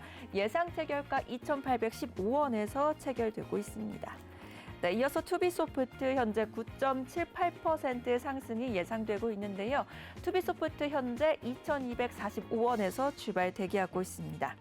네, 덕성도 현재 9%대 상승불 켜면서 출발할 것으로 보여집니다. 지금 현재 13,250원 선에서 대기하고 있습니다. EYL 살펴보시면 역시나 윤석열 관련주로 묶여있는 종목이죠. 9.41% 상승하며 출발 대기하고 있습니다. 4,010원에서 체결될 것으로 보여집니다. 네, 이어서 간만우도 오늘 8.85% 상승불 켜내면서 출발될 것으로 보여집니다. 3,505원에서 출발 대기하고 있는 상황입니다. 네, 극동유화도 현재 9%대 빨간불 켜내면서 대기하고 있는 상황인데요. 예상 체결가 현재 5,600원에 형성이 되어 있습니다. 이어서 AP위성 살펴보시면 현재 7.69% 상승불 켜내고 있는 상황입니다. 어제 한국전자통신연구원과 6G 초공간 통신에 대한 공동개발 협력 소식을 전했는데요. 현재 예상 체결가 18,900원 선에서 출발 대기하고 있습니다. 네, 제노포커스 현재 9.71% 상승 출발 대기하고 있습니다. 현재 7,680원 선에서 출발할 것으로 보여집니다. STO도 현재 6.43% 탄력 받으면서 출발 대기하고 있는 상황인데요. 3,060원 선에서 체결될 것으로 예상됩니다. 네, 이어서 신풍제약 우선주 한번 살펴보시면요. 현재 6.05% 상승불 켜내면서 출발 대기하고 있습니다. 11만 4천원 선에서 체결될 것으로 예상됩니다. 네, 이어서 원풍물산 살펴보시면 현재 5.72% 급등세로 출발 대기하고 있는 상황입니다. 현재 예상 체결가 2,125원에서 체결될 것으로 보여집니다. 네, 이어서 BP도도 1.22%대 그래도 상승 출발하면서 대기할 것으로 보여지는데요. 24,850원 선에서 BP도 지금 출발 대기하고 있는 상황입니다. 이어서 한국테크놀로지 현재 4.76% 급등세로 출발 대기하고 있는 상황입니다. 현재 1,320원 선에서 출발할 것으로 예상됩니다. 이어서 화승코퍼레이션 현재 5%대 상승불 켜면서 출발 대기하고 있습니다. 예상 체결가 2,200원 선에서 지금 체결될 것으로 보여집니다. 이어서 나노캠텍도 지금 나노캠텍은 보합권에서 움직임이 포착되고 있지는 않습니다. 현재 등락을 오고 가고 있는 상황인데요. 현재는 2,045원 선에서 체결될 것으로 보여집니다. 잉크테크 현재 4.84% 상승 출발 대기하고 있습니다. 예상 체결가 7,370원 선에서 출발할 것으로 보여집니다. 네, 대상호 살펴보시면 현재 4.97% 등락률 보여주고 있습니다. 17,950원 선에서 출발 대기하고 있는 상황입니다. 이어서 신내양재지 현재 4.62% 상승불 켜내면서 출발 대기하고 있는데요. 지금 현재 74,800원 선에서 체결될 것으로 예상됩니다. 이어서 KCTC 현재 1%대 상승불 켜내고 있는 상황입니다. 1.03% 전일 대비 상승하면서 6,840원 선에서 체결될 것으로 보여집니다. 이어서 미원화학 살펴보시면 현재 4.56% 상승 탄력 받으면서 출발 대기하고 있습니다. 73,300원 선에서 체결될 것으로 예상됩니다. 진양화학도 함께 4%대 상승불로 지금 대기하고 있는 상황입니다. 진양화학 예상 체결가 현재 4,800원에서 형성되어 있습니다. 네, 이어서 티라유텍 살펴보시면 역시나 2.31% 상승 출발할 것으로 예상되고 있습니다. 티라유텍 현재 17,700원 선에서 대기하고 있습니다. 애경유화 현재 0.9%대 상승하면서 출발 대기하고 있는 상황인데요. 소폭 상승하면서 11,250원 선에서 출발할 것으로 보여집니다. 네, 이어서 서울 리거 살펴보시면 3.66%대 상승할 것으로 보여집니다. 지금 현재 935원에서 대기하고 있는 상황입니다. 네, 세종도 지금 3.84%대 상승하며 출발될 것으로 예상되고 있는데요. 예상 체결가 현재 2,300원에서 형성되어 있습니다. 네, 이어서 까뮤 ENC 살펴보시면 3.32%대 상승불 켜내고 있는 상황입니다. 3,110원 선에서 체결될 것으로 보여집니다. 이어서 KB금융 한번 살펴보시죠. KB금융 현재 1.56% 상승 출발 대기하고 있습니다. 네, KB금융 같은 경우는 비은행 부분의 실적 호조가 예상이 되고 명예퇴직에 따른 비용 효율화 이런 것들이 1분기에 호실적이 기대된다라는 소식이 전해졌죠. 현재 예상 체결가 52,700원 선, 52,100원 선에서 출발할 것으로 보여집니다. 네, 이어서 아바텍 살펴보시면 2.31% 거의 3%대 가까운 상승 출발 대기하고 있는 상황입니다. 17,850원 선에서 출발할 것으로 보여집니다. 네, 자한도 현재 살펴보시면 1.29% 약세로 돌아섰습니다. 소폭 하락하면서 382원에서 출발 대기하고 있습니다. 네, 이어서 IM 살펴보시면 현재 5%대 상승불 켜내고 있는 상황입니다. 예상 체결가 1,100원 선에서 출발할 것으로 보여집니다. 이퓨처 현재 살펴보시면요. 보합권에서 움직임 보여지고 있지 않습니다. 그래서 상승 탄력을 조금 잃었는데요. 현재 1,450원에서 체결될 것으로 보여집니다. 네, 이어서 아이디스 살펴보시면 2.19%대, 2%대 상승불 켜내고 있는 상황입니다. 28,150원에서 출발할 것으로 보여집니다. 네, 이어서 국제약품 현재 1.6% 약세로 출발 대기하고 있습니다. 거의 8,000원 선에서 출발될 것으로 보여집니다. 이어서 기가레인 살펴보시면 3.05% 지금 상승불 켜내고 있는 상황인데요. 2,030원에서 예상 체결가 형성되어 있습니다. 네, 지금까지 동시효과 상황 살펴봤고요. 잠시 후 개장 상황에서 다시 뵙겠습니다.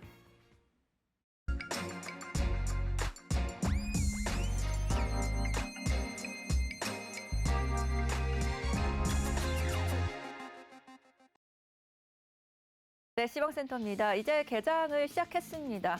동시효과 구간에서는 어제와 비슷하게 그래도 소폭 상승을 하면서 출발될 것으로 예상이 되고 있는 상황인데요. 그래도 여전히 미국에 대한 국채 금리 압박이 증시에는 존재하고 있는 듯한 모습입니다. 지난 주말에는 1.7%까지 금리가 상승을 하기도 했고 또 미 연준에서 SLR 이제 종료 조치가 내려지면서 금리가 다시 상승하는 게 아니냐라는 우려감들이 분명히 존재를 했었습니다. 그래도 다행히 어제 뉴욕 시장을 살펴보면요. 상승세가 어느 정도 제한적으로 나오면서 한 1.69%대까지 이제 마감을 하는 모습이 살펴졌었고요. 그로 인해서 어제 우리 시장은 그래도 외국인과 기관의 순매도세에 그래도 계속해서 이 상승을 지켜내지 못한 채 하락하며 마감을 하는 모습이었습니다. 여기에 유럽 쪽에서는 또 코로나19 변이 바이러스가 확산이 되고 또 아스트라제네카 이슈들이 겹쳐지면서 계속해서 또 이 코로나에 대한 우려감들이 불식시켜지지 않은 모습들도 확인이 되고 있는 상황인데요. 또 우리가 어제는 또 국내 수출에 대한 지표를 발표를 했습니다. 다행히도 국내 수출이 호조를 보인 점은 그나마 증시에 좀 긍정적인 영향을 미쳤습니다. 관세청이 3월 20일까지의 수출을 발표를 했는데 약 339억 원 달러. 그러니까 전년 동기 대비해서 12% 정도 증가를 했다라고 발표를 했습니다. 특히나 반도체 쪽에서 좀 강세를 보였다고 밝힌 만큼 반도체 섹터들도 어제는 테마별로 좀 강하게 움직이는 모습이었는데요.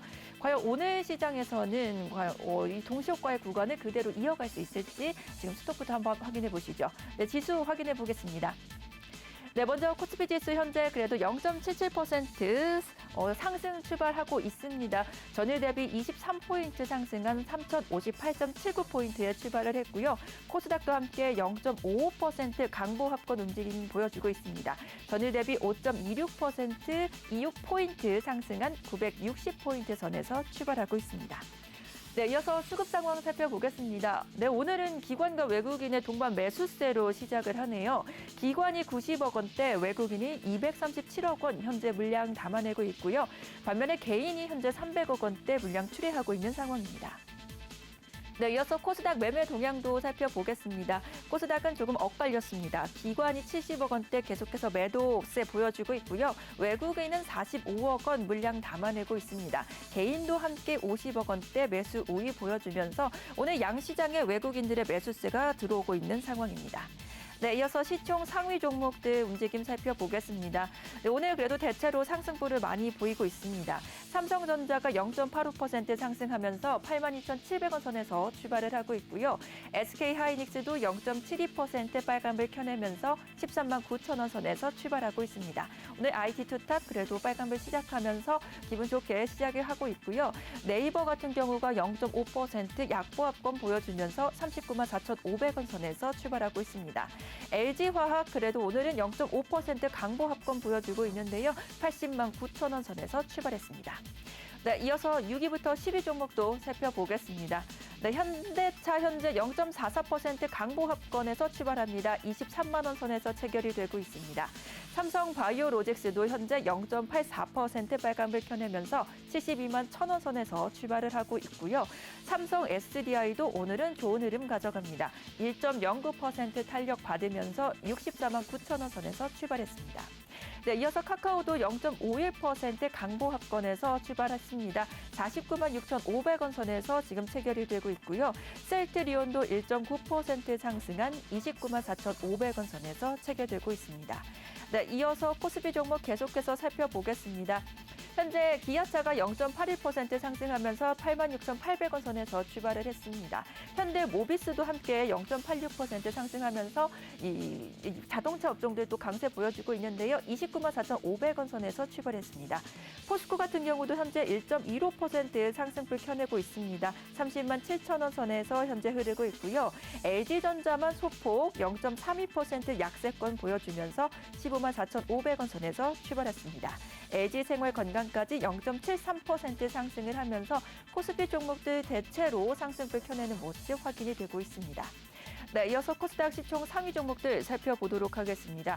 현재 셀트리온 헬스케어가 2%대도 급등세 보여주고 있네요. 13만 1,200원 선에서 출발을 하고 있고요.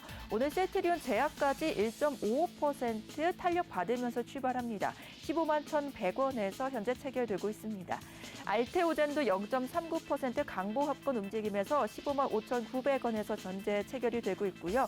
오늘 카카오게임즈와 펄어비스도 지금 흐름 가져갑니다. 카카오게임즈 0.37% 강보합권에서 움직이면서 5만 3,700원에 체결되고 있습니다. 펄어비스도 함께 1.14% 상승하면서 30만 2,100원 선에서 흐르고 있습니다. 네, 이어서 6위부터 10위 종목도 살펴보겠습니다. 오늘 지금 코스닥 탑10 종목 다 상승장 이뤄내고 있네요. CJN이 1.63% 크게 또 상승을 하면서 13만 1,100원에서 체결되고 있습니다. 오늘 제약 관련주들이 좀 탄력을 많이 가져가고 있고요. 에코프로비엠이 0.44% 강보합권 보여줍니다. 15만 9,500원 선에서 체결되고 있습니다. SK머티리얼즈도 0.98% 상승하면서 30만 9천원 선에서 현재 출발을 했고요. CJENM도 0.62% 소폭 상승한 14만 5,800원 선에서 체결되고 있습니다. 스튜디오 드래곤까지 0.95% 상승을 하면서 현재 9만 5,300원 선에서 출발하고 있는 상황입니다.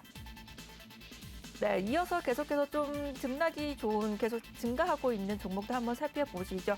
현재 상한가에 진입한 종목은 보여지고 있지 않고요. 지금 상승률 좋은 종목들 진양산업 현재 20% 가까운 상승률 보여주고 있습니다. 8,850원 선에서 현재 체결이 되고 있고요.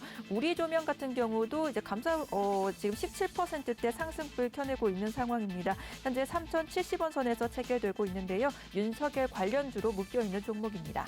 엔지캠 생명과학 어제 롯데지주가 바이오 산업 진출을 위해서 이 엔지캠 생명과학의 지분 인수를 하겠다라고 발표를 했죠. 오늘 15%대 급등세 보여주고 있습니다. 12만 8천원 선에서 현재 출발을 하고 있습니다. 이어서 진양화학도 13%대 강세 흐름 속에 출발을 했습니다. 5,210원 선에서 현재 출발을 하고 있습니다. 감마누도 10%대 강세 흐름 속에 가져가고 있는데요. 동시효과 구간에서 살펴봤던 종목들이 대체로 상승장 이어가고 있습니다. 현재 감마누 3,555원 선에서 현재 흐르고 있는 상황입니다. 이어서 펜스타 엔터프라이즈 살펴보시면요. 역시나 14% 급등세로 출발을 했습니다. 1,205원 선에서 체결되고 있는 상황입니다. FN가이드도 현재 살펴보시면요. 15%대 강한 탄력 가져가고 있습니다. 현재 11,400원 선에서 출발하고 있습니다. 네, 서산도 현재 11%대 급등세 가져가는 출발을 했는데요. 현재 2,850원 선에서 체결되고 있습니다. 이어서 제노포커스도 12%대 상승을 켜내고 있습니다. 현재 7,880원 선에서 출발하고 있는 상황이 확인되고 있습니다. 네, 이어서 지능기업도 현재 14%에 가까운 빨간불 켜내면서 탄력받고 있습니다. 현재 3,775원에서 출발하고 있습니다. 네, 이어서 디스플레이텍도 함께 11%대 빨간불 켜내면서 상승 출발했습니다. 현재 4,420원 선에서 체결되고 있습니다. 네, 이어서 릭스솔루션도 11%대 빨간불 켜내면서 시작을 했습니다. 768원에서 체결이 되고 있고요. 진양폴리 같은 경우는 5%대 지금 상승불 켜내고 있습니다. 3,950원 선에서 체결되고 있습니다. 네, IM 같은 경우도 10%대 급등세 보여주고 있습니다. 현재 1,160원 선에서 체결이 되고 있는 상황이고요. UIR 같은 경우도 함께 8%대, 지금 9%대로 또 올라서면서 탄력을 계속 받아가고 있습니다. 오늘 윤석열 관련주들 눈에 띄고 있는데요. 4,000원에서 지금 체결되고 있습니다. 네, 스타플렉스 현재 10%에 가까운 급등세 보여주고 있습니다. 5,480원 선에서 출발하고 있습니다. 네, 덕성도 현재 5%대 또 급등세 가져가면서 12,850원 선에서 체결되고 있습니다. 코프라도 현재 6%대 상승을 켜내고 있는 상황인데요. 코프라 6,270원 선에서 체결되고 있습니다. 현대퓨처넷 현재 8%, 9% 왔다 갔다 하면서 현재 탄력받고 있는 상황입니다.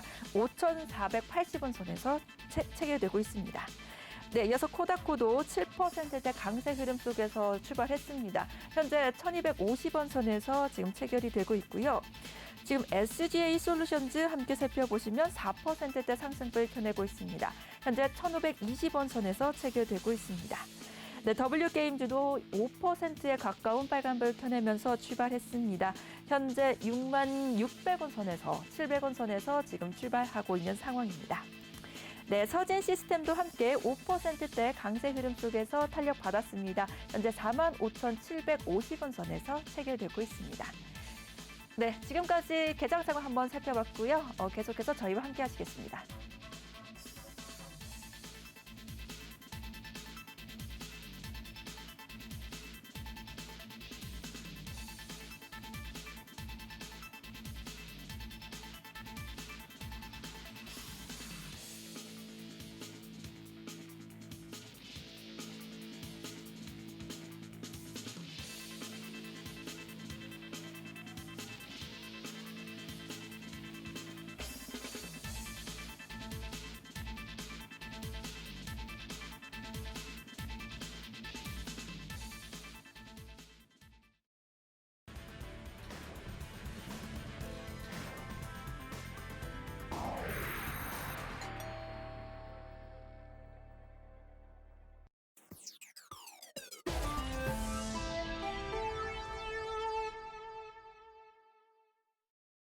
네, 개장 직후 종목별 흐름까지 확인해보고 오셨습니다. 바로 이어서 전문가분 모시고 오늘의 증시 상황 말씀 나눠보도록 하죠. 오늘 도움 말씀 주실 분 FP코리아의 강승민 전문가 자리해 주셨습니다. 안녕하세요. 안녕하세요. 네, 오늘 보니까 장 초반에 눈에 띄는 게 윤석열 관련주가 가장 눈에 띄는 것 같아요. 네, 맞습니다. 아무래도 또 선거철이 다가오면 정치인에 관련된 주가가 한 번씩 오르는 그런 모습을 보여주는데요.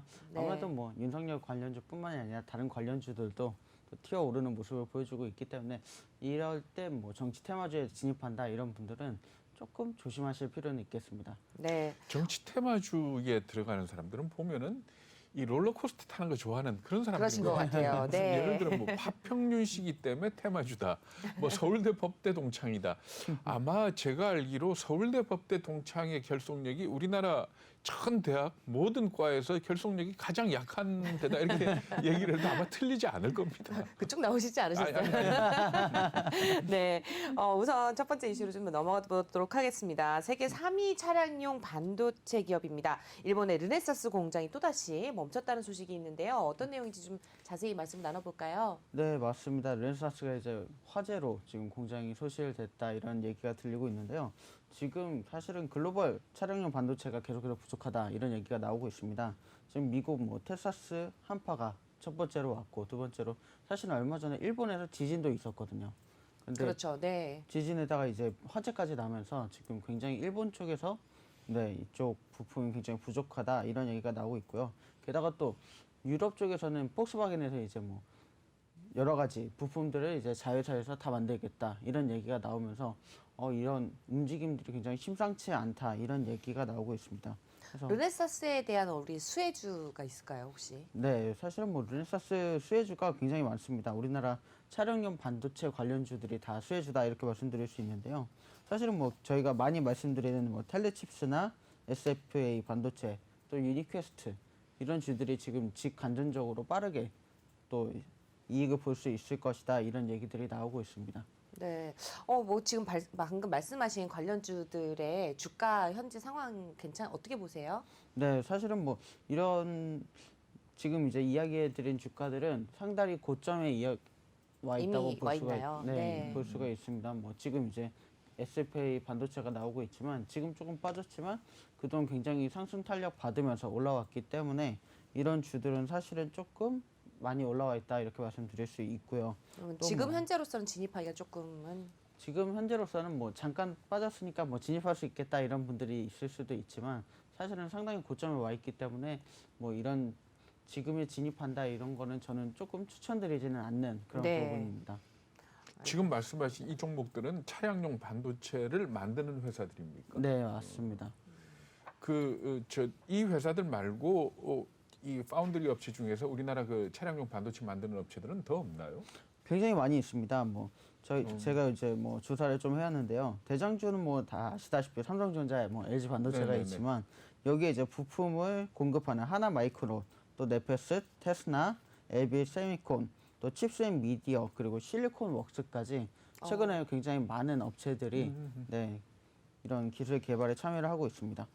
네, 굉장히 또 관련주들이 꽤 많이 있는데요. 네. 그 조금 전에 말씀하신 그 관련주들의 주가는 어떤가요? 네, 사실 뭐 지금 약간 뭐 시장이 빠지면서 전반적으로 하향을 하고 있지만 이런 주가들이 굉장히 좋은 흐름세를 타고 있습니다. 근데 또 최근에 폭스바겐이 이런 발표를 하면서 네. 약간 하방 압력을 받는 그런 와중에도 있는데요. 뭐 지금도 화면에 나오지만 칩스앤미디어 굉장히 네, 좋은 흐름 타고 올라가고 있는 그런 상황이 있습니다. 네, 또 다른 종목들이 어떤 거였죠? 네, 뭐 또 다른 너무 많은 종목들은 종목들을 한꺼번에 막 쏟아주셔가지고 그렇죠, 네, 맞습니다. 좀 다시 한번 천천히 말씀을 해주시면 종목들이 어떨까요? 굉장히 많죠. 지금 네. 이제 뭐 하나마이크론, 하나마이크론, 네, 네. 네페스, FS요. 네페스. 네페스. 네, 또- 전 처음 들어보는 종목인 것 같아요. 네, 근데 관심 있는 분들은 또 네. 굉장히 많이 아. 저희가 이제 송출하기도 하고요. 이미 다 찾아보시기도 익숙하신 하는, 거군요. 네. 죄송합니다. 제가 앵커가 돼가지고 종목을 다 모른다는 게 너무 많다 보니까. 네. 아닙니다. 뭐 워낙 뭐 이런 기업들이 많기 때문에 다 알기는 어렵고요. 네, 네. 네페스. 네. 네. 근데 그 차량용 반도체는 사실 그 안전성이나 이게 중요하기 때문에 반도체 만드는 회사도 특별하겠지만 그 외에 들어가는 이 패키징이나 뭐 이런 데에서도 그 특이한 업체들이 있지 않나요? 우리나라에? 네, 맞습니다. 사실은 제가 오늘 그래서 굉장히 특이한 뭐 업체라고 할 수 있는 그런 해성 DS라는 업체를 가지고 왔습니다. 해성 DS요? 네. 네. 해성 DS 어떤 회사인가요? 네, 이 업체는 지금 이제 뭐 반도체용 리드 프레임과 패키지 서브트레이트를 생산하는 업체다라고 이제 홈페이지에 소개가 되어 있는데요. 네, 패키징이요. 결국, 네, 중요한 건 뭐냐면 이 반도체 여러 가지 반도체들을 중간에서 지지해주고 연결해주는 그런 굉장히 중요한 중간다리 역할을 하는 반도체. 리드 프레임 만드는 회사구나. 맞습니다. 예. 네. 네, 그런 중간다리 역할을 하는 굉장히 중요한 부품을 생산하는 그런 업체입니다. 그래서 뭐 지금 자동차도 뭐 그렇고요, 모바일이나 컴퓨터 등 굉장히 많은 곳에 쓰이는 그런 부품을 생산하고 있는데요. 이 업체가 굉장히 재밌게 국내 점유율은 1위를 하고 있고요. 네. 세계 점유율도 지금 5위를 달리고 있는 굉장히 좋은 오. 기업입니다. 네. 지금 이 종목 추천으로 가져오신 건가요? 아니면은 그냥 네. 분석만 해주시는 거죠? 종목 추천도 하고 분석도 두 개 해드리고. 다. 네. 분석을 해보시니까는 종목이 괜찮은 지금 상황인 네, 거죠? 맞습니다. 네, 네. 왜냐하면 실적도 그렇고. 사실은 뭐 배터리도 반도체도 독립적으로 생산을 한다 이렇게 발표를 했지만 결국엔 여기에 재료와 네. 자그마한 부품들을 공급하는 업체들이 있기 마련이거든요. 네. 네, 사실은 이 해성 DS라는 업체가 굉장히 그런 중요한 역할을 하고 있다 말씀드릴 수가 있습니다. 네, 해성 DS 좀 더 자세히 좀 분석을 주가 좀 추이는 해오셨을 것 어떤가요? 같은데 어떤가요? 네, 지금 주가를 보시면 주가가 최고 지금가를 얼마 전에 4만 원 정도를 찍었는데 지금 3만 3천 원까지 다시 내려와 있는 그런 상황입니다. 네. 오늘도 좀 떨어진 것 같은데. 네, 네. 맞습니다. 어떻게 지금 상승 여력이 좀 남아 있다고 보세요? 상승 여력은 굉장히 모멘텀이. 좋다. 네, 네. 말씀드릴 수가 있겠습니다. 지금 네. 이제 오늘 뭐 네, 굉장히 또 약간 오르고 있는 그런 모멘텀에 있는데 네. 사실은 다른 반도체 업체에 비해서 기술력에 비해 굉장히 관심이 덜했다 이렇게 말씀드릴 수 저평가돼 있고 있다. 주가가 사실은 좀 저평가돼 있는 구간에 있다 말씀드릴 수가 있겠습니다. 그래서 퍼가 어느 정도인가요? 퍼가 지금 PR 네. 한번 PR이 살펴볼까요? 네 17배 정도 수준에 머물고 있는데요. 예. 사실은 이제 반도체 업종이 전반적으로는 한 21배 정도 네. 수준에 머물고 있는데 비해서 음. 굉장히 저평가되고 있는 그런 수준이다 말씀드릴 수 있습니다. 네. 지금 막 설명해 주시는 동안에 저희 또 라이브로 또 보시는 분이 헌팅턴님께서 차량용 반도체 대장주라고 얘기를 네. 또 얘기를 해주셨네요. 저보다 더 많이 알고 계신 것 같습니다. 제가 열심히 공부해서 바로 따라잡도록 하겠습니다. 네. 이렇게 해서 계속 저희 시청자, 애청자분들이 계속 늘어나고 계신데요. 계속해서 댓글 남겨주시면 또 궁금한 사항이라든지 저희가 좀 전해드릴 수 있는 내용들 계속해서 전해드리도록 하겠습니다. 많은 관심과 애청 감사드립니다. 네. 해성 DS 분석 계속 해볼까요? 네. 시총이 5,704억 정도 된다고요? 네, 맞습니다. 지금 뭐 시총으로 봐도 굉장히 탄탄한 대장주가 많네요. 네, 그런 회사라고 할 수 있고요. 코스피 311위 정도 지금 하고 있는데요. 사실은 이제 소형주라고 볼 수 있는데 300위 밖에 있으면 네. 네. 가파르게 이제 중소형주 또 중형주까지 노리면서 올라가고 있다. 이런 모멘텀에 있는 종목이라고 말씀드릴 수가 있겠습니다. 어때요? 전고점 뚫을 가능성이 있을까요? 전고점 뚫을 가능성이 굉장히 크다고 보여집니다. 지금 이제 실적이 작년에 비해서도 지금 800억 정도 증가했고요. 영업이익도 440억이 증가를 했는데 관련 기사를 보면 네, 동사의 올 1분기 매출액은 자동차용 리드프레임 주도로 전분기 대비 14% 증가하며 사상 최대치에 이를 것으로 예상한다. 그리고 3분기까지 지속적으로 네, 실적이 증가할 것이다. 이런 기사가 나왔습니다. 그래서 네. 아무래도 지금 이제 뭐 전 세계적으로 반도체 부품이 모자란 이런 상황에서 제대로 공급할 수 있는 그런 모멘텀을 맞았다. 이렇게 말씀드릴 수 있겠네요. 오늘 지금 해성 DS 관련한 기사까지 해서 내용을 준비해 주셨는데 네. 오늘 국내 증시 장 어떻게 보세요? 네, 사실 뭐 많은 전문가들이 지금 박스권 안에서 좀 왔다 갔다 할 것이다 이런 네. 얘기들을 꺼내고 있습니다. 사실은 미국과 중국의 이 모멘텀 사이에서 우리가 어떤 입장을 취해야 할지 굉장히 중요한 그런 타이밍이 있는데요. 오늘 약간 이제 상승을 하고 있는 그런 장인데 어제 같은 경우에는 또 그렇지 않은 모습을 보여줘서 오늘 상승 중에 또 올랐다고 막 진입하시는 분들이 있을까 저는 조금 걱정이 되는 부분은 있지만 이렇게 오를 때 진입하기보다는 좀 더 관망하면서 이 박스권을 기다리고 오히려 사실은 네. 많은 전문가분들이 4월쯤에 해서 굉장히 한번 폭락이 올 수 있는 그런 장 느낌이다 얘기를 해주고 있습니다. 그래서 4월까지는 조금 더 지켜보고 네. 관망하는 그런 자세로 임하시는 게 좋을 것 같고요.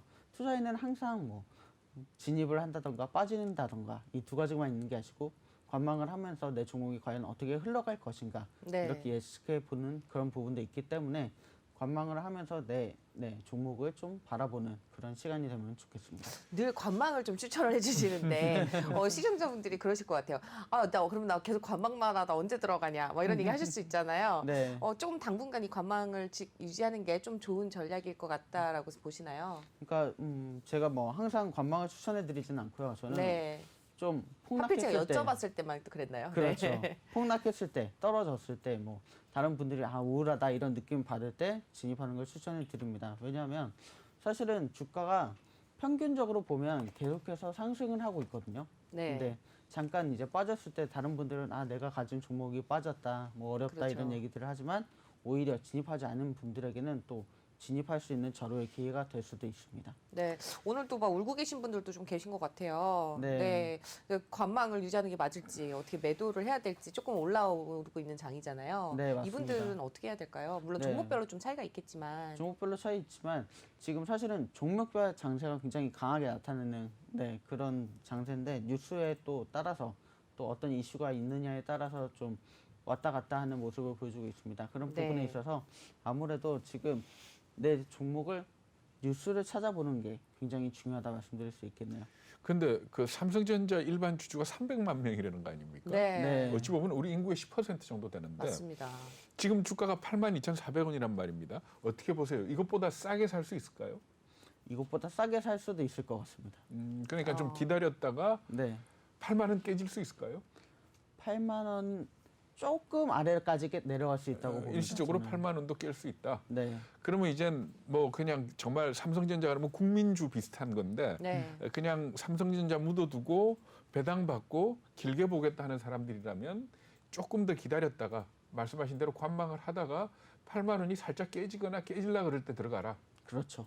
네, 좋은 팁을 주신 것 같습니다. 네, 끝으로 저희 시청자분들을 위해서 해주실 말씀 있으실까요? 네, 뭐 우리나라가 지금 이제 중국과 미국 사이에서 끼인 상태에서 약간 좀 왔다 갔다 하는 그런 박스권 장세를 보이고 있습니다. 이런 장세에서 가장 중요한 것은 뭐 조금 내렸다고 해서 팔고 조금 올랐다고 해서 사고 이렇게 움직이는 것보다는 조금 멀리서 지켜보면서 내 주가가 어떻게 움직이는지 흐름을 정확하게 파악한 다음 기회를 어떻게 노려볼 것인가를 생각하는 그런 장이 됐으면 좋겠습니다. 네, 전문가님 말씀하신 것처럼 저희 시청자분들께서도 관망 중요하다 이렇게 좀 댓글을 남겨주셨습니다. 네, 계속해서 좋은 전략 가져가실 수 있도록 좋은 정보 전해드리도록 하고요. 강수민 전문가는 여기서 인사를 드리도록 하겠습니다. 말씀 고맙습니다. 감사합니다.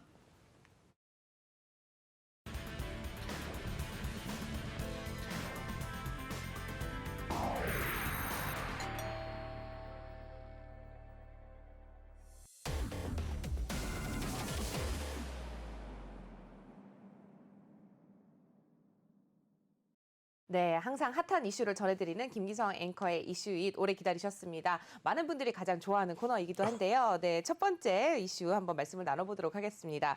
어제도 좀 언급을 드렸는데 좀 전에도 좀 얘기를 했습니다. 차량용 반도체 수급 문제가 굉장히 심각하다고요. 네, 그렇습니다. 그 차량용 반도체에 대해서 세계 시장을 잠깐 말씀을 드리면은 1위 업체가 독일 업체인 인피니온이고요. 네. 2위가 NXP라는 네덜란드 업체입니다. 그리고 3위 업체가 일본의 르네사스 이렇게 돼 있는데 네.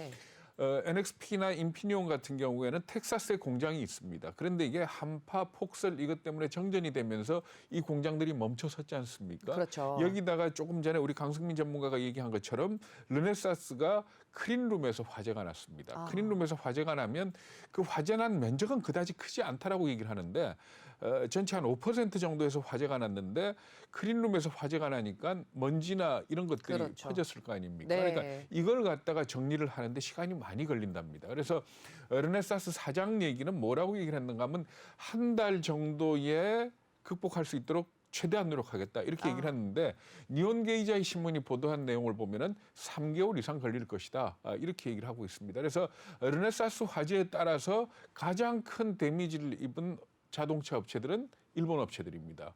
혼다나 도요타 이런 네. 쪽인데 문제는 뭔가 하면 이들 업체들이 르네사스나 NXP나 인피니온으로부터 차량용 반도체를 공급을 받지 못하니까 다른 쪽으로 달려갈 거 아닙니까? 그렇겠죠. 그러다 보니까 이 수급 문제가 전반적으로 확산이 되고 있다. 이렇게 보시면 됩니다. 그래서 현대차나 기아차가 그 언론하고 인터뷰한 내용을 볼 것 같으면은 지금 현재 반도체 수급에 대해서 굉장히 신경을 쓰고 있다. 그리고 또 반도체를 완성차 업체가 직접 납품을 받는 경우도 있지만은 하청 업체가 납품을 받아서 장착을 해가지고 들어오는 것도 있지 않습니까? 그런데 그렇죠. 네. 하청 업체에 맡겨놓기 아무래도 불안하니까 직접 나서서 지금 협상을 하고 재고 확보에 나서고 있는 걸로 이렇게 얘기를 하고 있는데 전반적으로 본다면은 아무래도 금년에 어제도 말씀드렸습니다만은 대략 한 150만 대 정도 차량 생산에 차질이 있을 것 같고, 그러니까 세계적으로.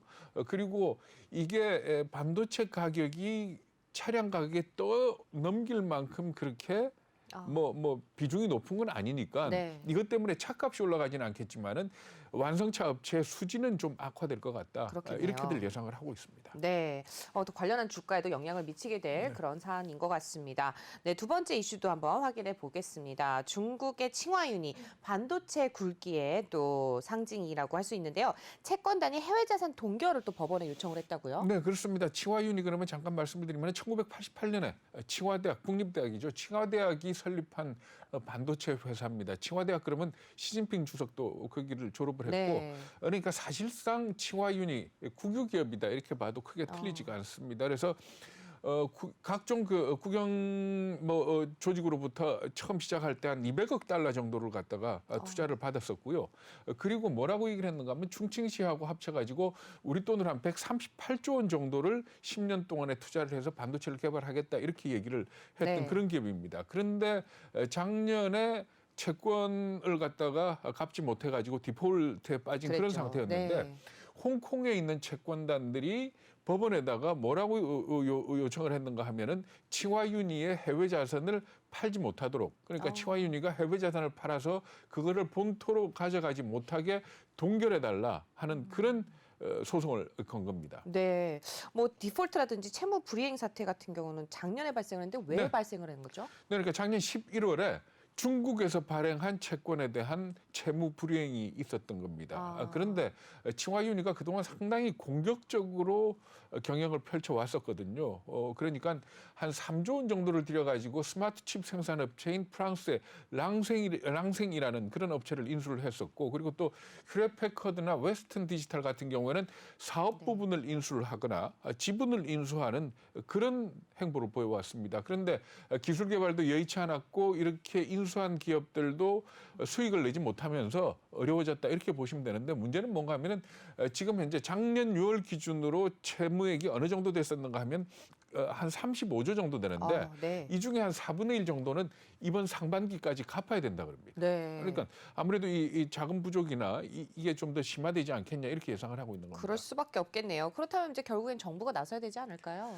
네, 그렇죠. 그러니까 결국은 중국 정부가 나서서 채무 탕감을 해준다든가 아니면 대규모 자금 지원을 해서 정상화 시켜야지만 제대로 돌아갈 수 있을 거다 이렇게들 예상을 하고 있는데 캐나다 컨설팅 업체가 이것과 관련해서 좀 재밌는 분석을 내놨습니다. 그러니까 이게 단순히 어떤 기업적인 측면, 경제적인 분석으로만 접근한 게 아니고 이게 시진핑 계열하고 네. 후진타오의 공청단 계열하고의 갈등이 있다. 네. 그렇기 때문에 자금 지원이나 부채 탕감이 쉽지가 않을 것 같다라는 그런 지적을 하고 있습니다. 네, 두 번째 이슈 중국의 칭화윤희 반도체 굴기의 대표자인 칭화윤희에 대해서도 말씀 나눠봤고요. 세 번째 이슈, 김기성 앵커가 뽑은 이슈 세 번째는 바로 비트코인 관련입니다. 하루에도 뭐 비관론, 낙관론 그렇죠. 막 계속 나오잖아요. 네. 시소 타듯이. 네.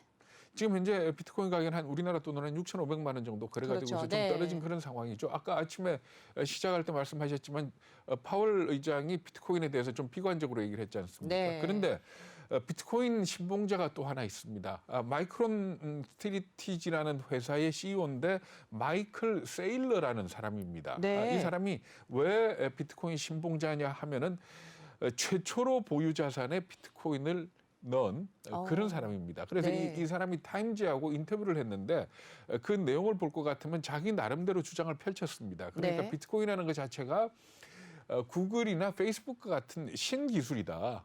그리고 이게 어떻게 보면은 패러다임이 바뀌고 있는 그런 상황이다. 그런데 항상 패러다임이 바뀔 때 보면은 기득권층은 반발을 했었다. 그러니까 이게 마이크로소프트의 빌 게이츠나 워렌 네. 버핏을 얘기를 하는 거겠죠. 그러니까 그렇죠. 기득권층은 항상 패러다임이 바뀌는 걸 반발을 했었고 그걸 받아들이는 거는 역시 새로운 세대였다. 이렇게 얘기를 하면서 비트코인은 앞으로 좋을 거다 이렇게 얘기를 한 겁니다. 네, 좀 전에 마이클 세일러를 좀 언급을 해주셨는데요. 이분이 바로 일론 머스크를 움직여서 비트코인을 사게 했다는 그분인 거죠? 네, 그렇습니다. 네. 그러니까 작년 12월에 트위터로 일론 머스크하고 이 세일러 CEO가 둘이서 트윗을 했는데 네. 그때 아마 일론 머스크가 이 비트코인에 대해서 세일러한테 굉장히 많이 물어봤다 그럽니다. 그러면서 네. 결과적으로 테슬라가 비트코인에 투자를 하고 결제를 비트코인으로 해주겠다라는 얘기를 했지 않습니까? 그렇죠. 세일러가 타임즈하고 인터뷰에서 뭐라 그랬는가 하면 자기하고 대화한 게 아무래도 영향을 준 것 같다. 이렇게 얘기를 했고요. 그리고 또 하나는 앞에서도 그 비트코인이 최근에 이렇게 좋은 이유 중에 하나가 기관 투자가들, 그러니까 제도권에서 발을 담그고 있기 때문이다. 이렇게 말씀을 드렸지 않습니까? 네, 맞습니다. 그런데 세일러 CEO가 이 타임즈하고 인터뷰한 내용 중에 어떤 게 있는가 하면은 지난달에 기업을 위한 이 비트코인이라는 모임을 가졌었다고 합니다. 온라인 모임이죠. 네. 근데 자기 생각에는 한 2,000명 정도 모일 거다라고 생각을 했는데 하루에 10,000명이 모여가지고 일단 말하자면 네. 서버가 다운이 되는 그런 세상에. 상황까지 빚어졌다 이렇게 얘기를 하고 있습니다. 아까도 잠깐 말씀드렸지만은 비트코인 투자는 뭐 우리 이민우 전문가 얘기대로 이렇게 뛰는 놈을 안 따라간다는 것도 좀 투자하는 그쵸. 사람 입장에서 네. 그렇지 않습니까? 그런데 이런 위험 자산에 투자할 때는 늘 하는 얘기가 그 위험 자산을 다 잃더라도 당신 생활이 바뀌지 않을 정도. 뭐 예를 들어 점심에 2만 원짜리 먹다가 1만 원짜리 먹는 정도로 수준이 낮아지는 건 괜찮지만 네. 갑자기 2만 원짜리 점심 먹던 사람이 컵라면도 못 그쵸. 먹는 상황이 될 만큼은 투자하지 마라 하는 그런 얘기들을 하고 있습니다. 네, 결국 돈이 돈을 벌게 되는 것 같은 조금 안 좋은 안타까운 사연이긴 한데요. 네, 계속해서 또 소식 전해드리도록 하고요. 김기성 앵커가 꼽은 이슈 여기까지 들어보도록 하겠습니다. 네, 오늘도 네 바로 증시 상황에 대해서 전화 연결이 되어 있네요. 김태성 전문가 전화 연결해서 증시 상황 알아보도록 하겠습니다. 여보세요? 네, 네, 안녕하세요. 네, 안녕하세요. 네, 지금 현재 증시 상황 어떤가요? 네, 일단 뭐 오늘의 증시 상황은 좋지도 나쁘지도 않은 눈치 보기 장세가 계속해서 이어지고 있는 상황이라고 말씀을 드려야 될 것 같습니다. 우선은 전일 미국 시장이 굉장히 강했기 때문에 우리나라 시장도 오늘 굉장히 강하게 출발할 것을 예상하신 분들이 굉장히 많을 것 같은데요. 기대감이 컸던 것 같습니다. 아무래도 이제 기대감이 크다 보니까 실망감도 조금 크게 다가오는 상황인데 시총 상위 종목들 위주로 한번 좀 말씀을 드려보면 코스피 같은 경우에도 삼성전자, SK하이닉스는 서로 플러스와 마이너스를 가면서 보합권에 머무르고 있고요. 그래도 이제 시장 대비해서 견고한 움직임을 보이는 게 어제도 강했었던 포스코라든지 현대제철 경기 민감주이기 때문에 그래도 조금은 긍정적인 시그널을 봐야 되지 않을까 이렇게 생각이 듭니다. 거기에 그동안 소외받았던 뭐 제약바이오, 삼성바이오로직스라든지 셀트리온들이 오늘 굉장히 좋은 모습을 보이고 있다 보니까 코스닥 종목들이 조금 더 코스피 대비해서 탄력적인 모습을 보이고 있는데요. 코스피 마찬가지죠. 제약바이오주가 굉장히 이 종목별로 그 강세를 보이고 있습니다. 셀트리온 그룹주와 알테오젠 그리고 이제 뭐 기술적 반등이긴 합니다만은 시젠도 오늘 4% 정도 올라가고 있고요.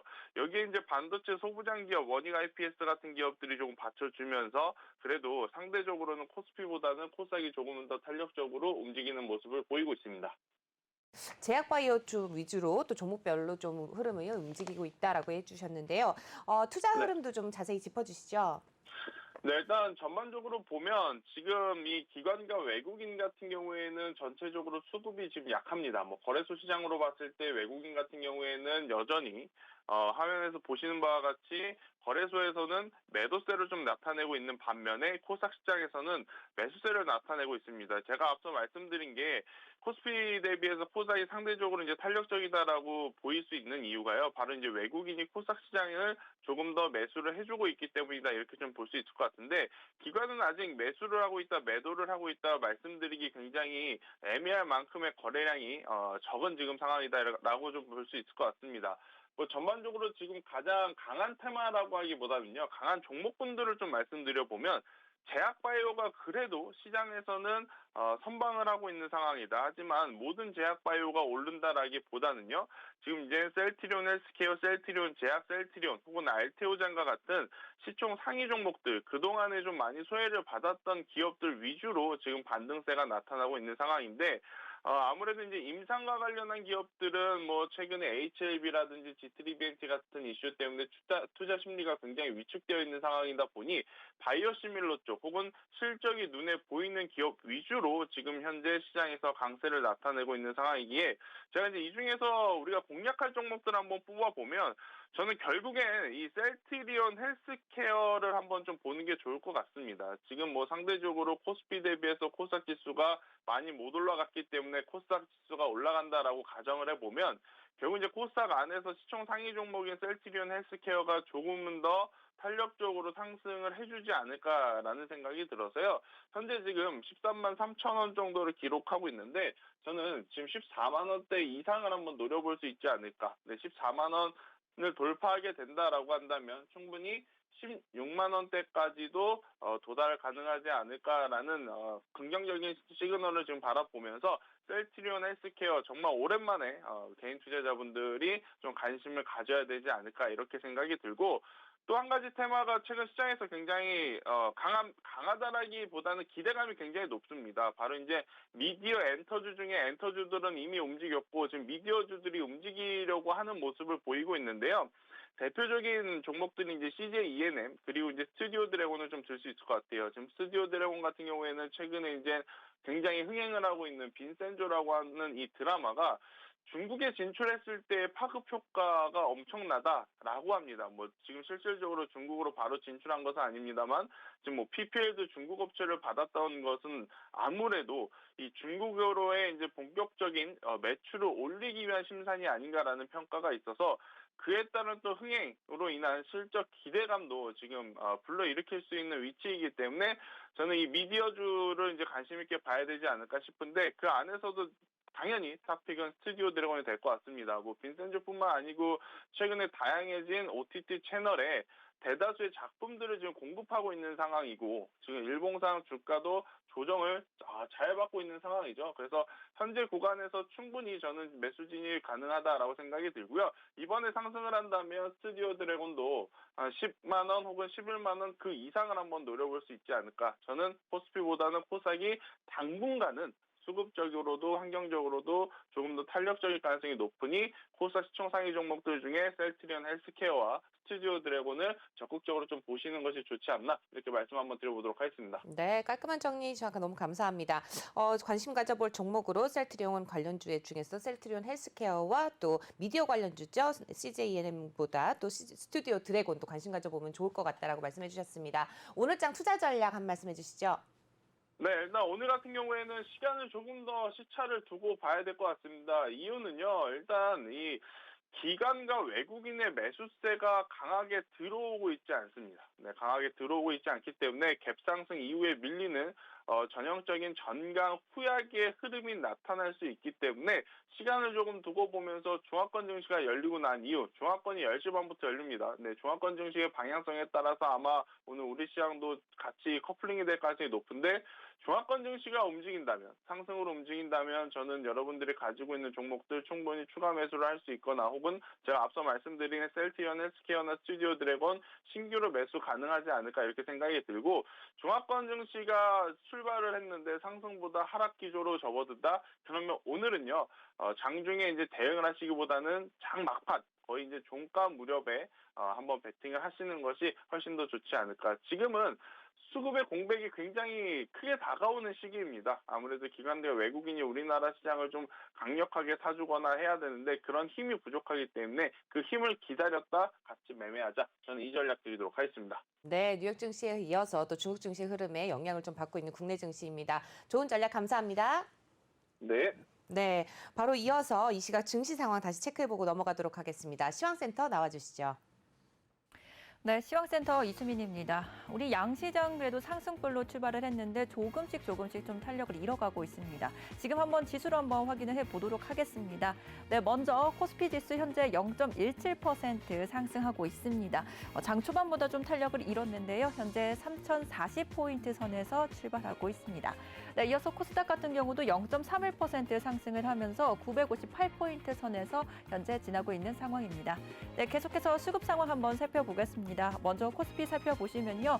장 초반에는 외국인의 매일 유입세가 들어왔는데 외국인들이 다시 매도로 전환을 했습니다. 630억 원 현재 매도 우위 보여주고 있고요. 대신에 기관이 30억 원대 매수 우위 보여주고 있습니다.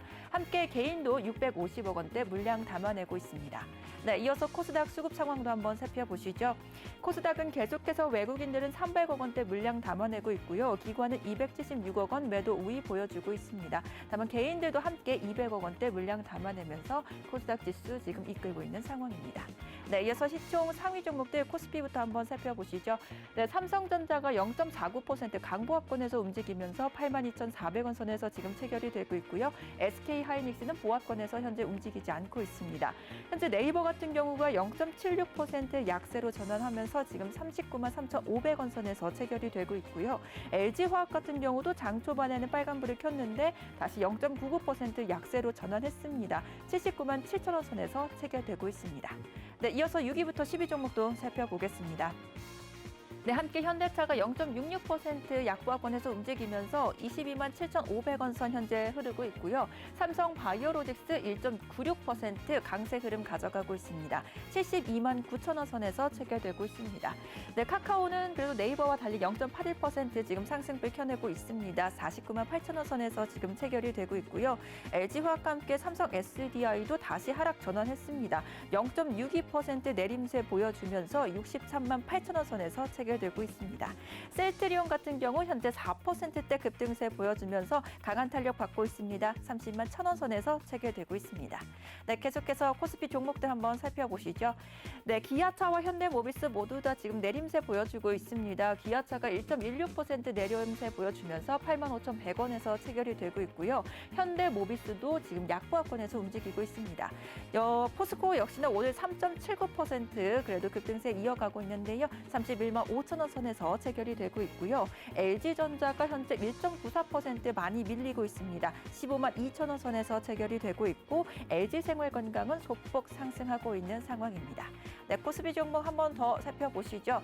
네, 삼성물산이 0.42% 강보합권에서 움직이면서 12만 500원 선에서 현재 체결이 되고 있고요. 오늘 KB금융은 시세를 이어가겠죠. 0.58% 지금 내림세 보여주면서 5만 1,100원 선에서 체결이 되고 있습니다.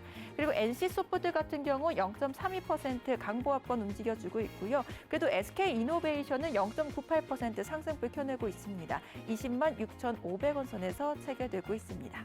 네, 이어서 코스닥 시총 상위 종목들 분위기도 살펴보겠습니다. 현재 셀트리온 헬스케어와 셀트리온 제약 계속해서 강한 흐름 이어가고 있습니다. 셀트리온 헬스케어가 3.5% 급등세 보여주면서 13만 3천 선에서 지금 체결이 되고 있고요. 셀트리온 제약도 함께 2.82% 탄력 받고 있습니다. 15만 3천원 선에서 체결이 되고 있습니다. 알테오젠도 0.9% 빨간불 켜내면서 15만 6,700원 선 현재 흐르고 있고요. 오늘 펄어비스가 2.44% 그래도 탄력을 받아가고 있습니다. 30만 6천원 선에서 체결되고 있습니다. 반면에 카카오게임즈는 1.31% 내림세 보여주면서 5만 2,800원 선에서 흐르고 있습니다. 네, 이어서 6위부터 10위 종목도 살펴보겠습니다. 네, 오늘 시즌도 3.8%대 지금 상승불 켜내면서 13만 3,900원 선에서 체결되고 있는데요. 오늘 굉장히 제약 관련주들이 흐름이 좋습니다. 네, 이어서 에코프로비엠이 0.63% 내림세 보여주면서 15만 7,800원 선 현재 흐르고 있고요. SK머티리얼즈 0.2% 약보합권에서 움직이고 있습니다. 이어서 CJENM은 0.21%, 스튜디오 드래곤도 0.11% 상승하면서 강보합권에서 움직이고 있는 상황입니다. 네, 이어서 코스닥 종목들 더 살펴보겠습니다. 현재 KMW 2.02% 상승하면서 6만 5,600원 선에서 체결이 되고 있습니다. 그리고 원익 IPS도 2.38% 시세 가져가면서 5만 1,600원 선 현재 흐르고 있고요. 제넥신도 2.98%에 가까운 급등세 보여주고 있습니다. 10만 200원 선에서 체결되고 있습니다. 네, 이어서 오늘의 특징주 해운주 살펴보겠습니다. 계속되는 경기 회복에 대한 기대감에 해운주들이 연일 52주 신고가를 경신하고 있습니다. 특히나 벌크선 업황에 대한 강한 기대감이 높은데요. 이 벌크선 운임 지수를 알아볼 수 있는 BDI가 현재 10개월 만에 5배 이상 상승을 했습니다. 네, 오늘도 탄력받고 있습니다. H&M이 현재 7%대 급등세 보여주면서 52주 신고가도 경신하고 있습니다. 28,450원에서 현재 체결이 되고 있고요. 페노션 같은 경우도 어제와 이어서 1.87% 상승을 켜내고 있습니다. 이어서 대한해운과 KS해운까지 모두 다 1%대 빨간불 켜내고 있는 상황입니다. 네, 이어서 5G 통신 장비 관련주들도 한번 살펴보도록 하겠습니다. 삼성전자가 일본의 최대 이동통신 사업자인 NTT 도모코와 5G 관련된 장비 계약을 체결했다는 소식이 전해졌습니다. 이로 인해서 삼성전자는 2위 업체에 이어서 1위 업체와도 이제 장비를 납품할 수 있게 됐는데요. 이로 인해 일본 시장에서 입지를 다지고 있다라는 평가가 이어지고 있습니다. 5G 관련주도 한번 살펴보시면요. 감마누가 16% 급등세 보여주고 있고요. 서진 시스템이 3.94% 시세 가져가면서 44,900원 선에서 지금 체결이 되고 있습니다. 솔리드도 3.58%대 강세 흐름 속에 9,250원 선에서 체결이 되고 있고요. 오이솔루션도 2%대 강세 가져가며 47,200원 선 흐르고 있습니다. 네, 계속해서 살펴보시면 기가레인도 3%대, RF텍도 3%대 강세 흐름 속에 있습니다. RF텍 8,630원선에서 체결이 되고 있고요. HFRU 2.99%대, HIC도 1.6%대 강세 흐름 가져가면서 현재 38,050원선에서 체결되고 있습니다. 네, 지금까지 시영센터에서 전해드렸습니다.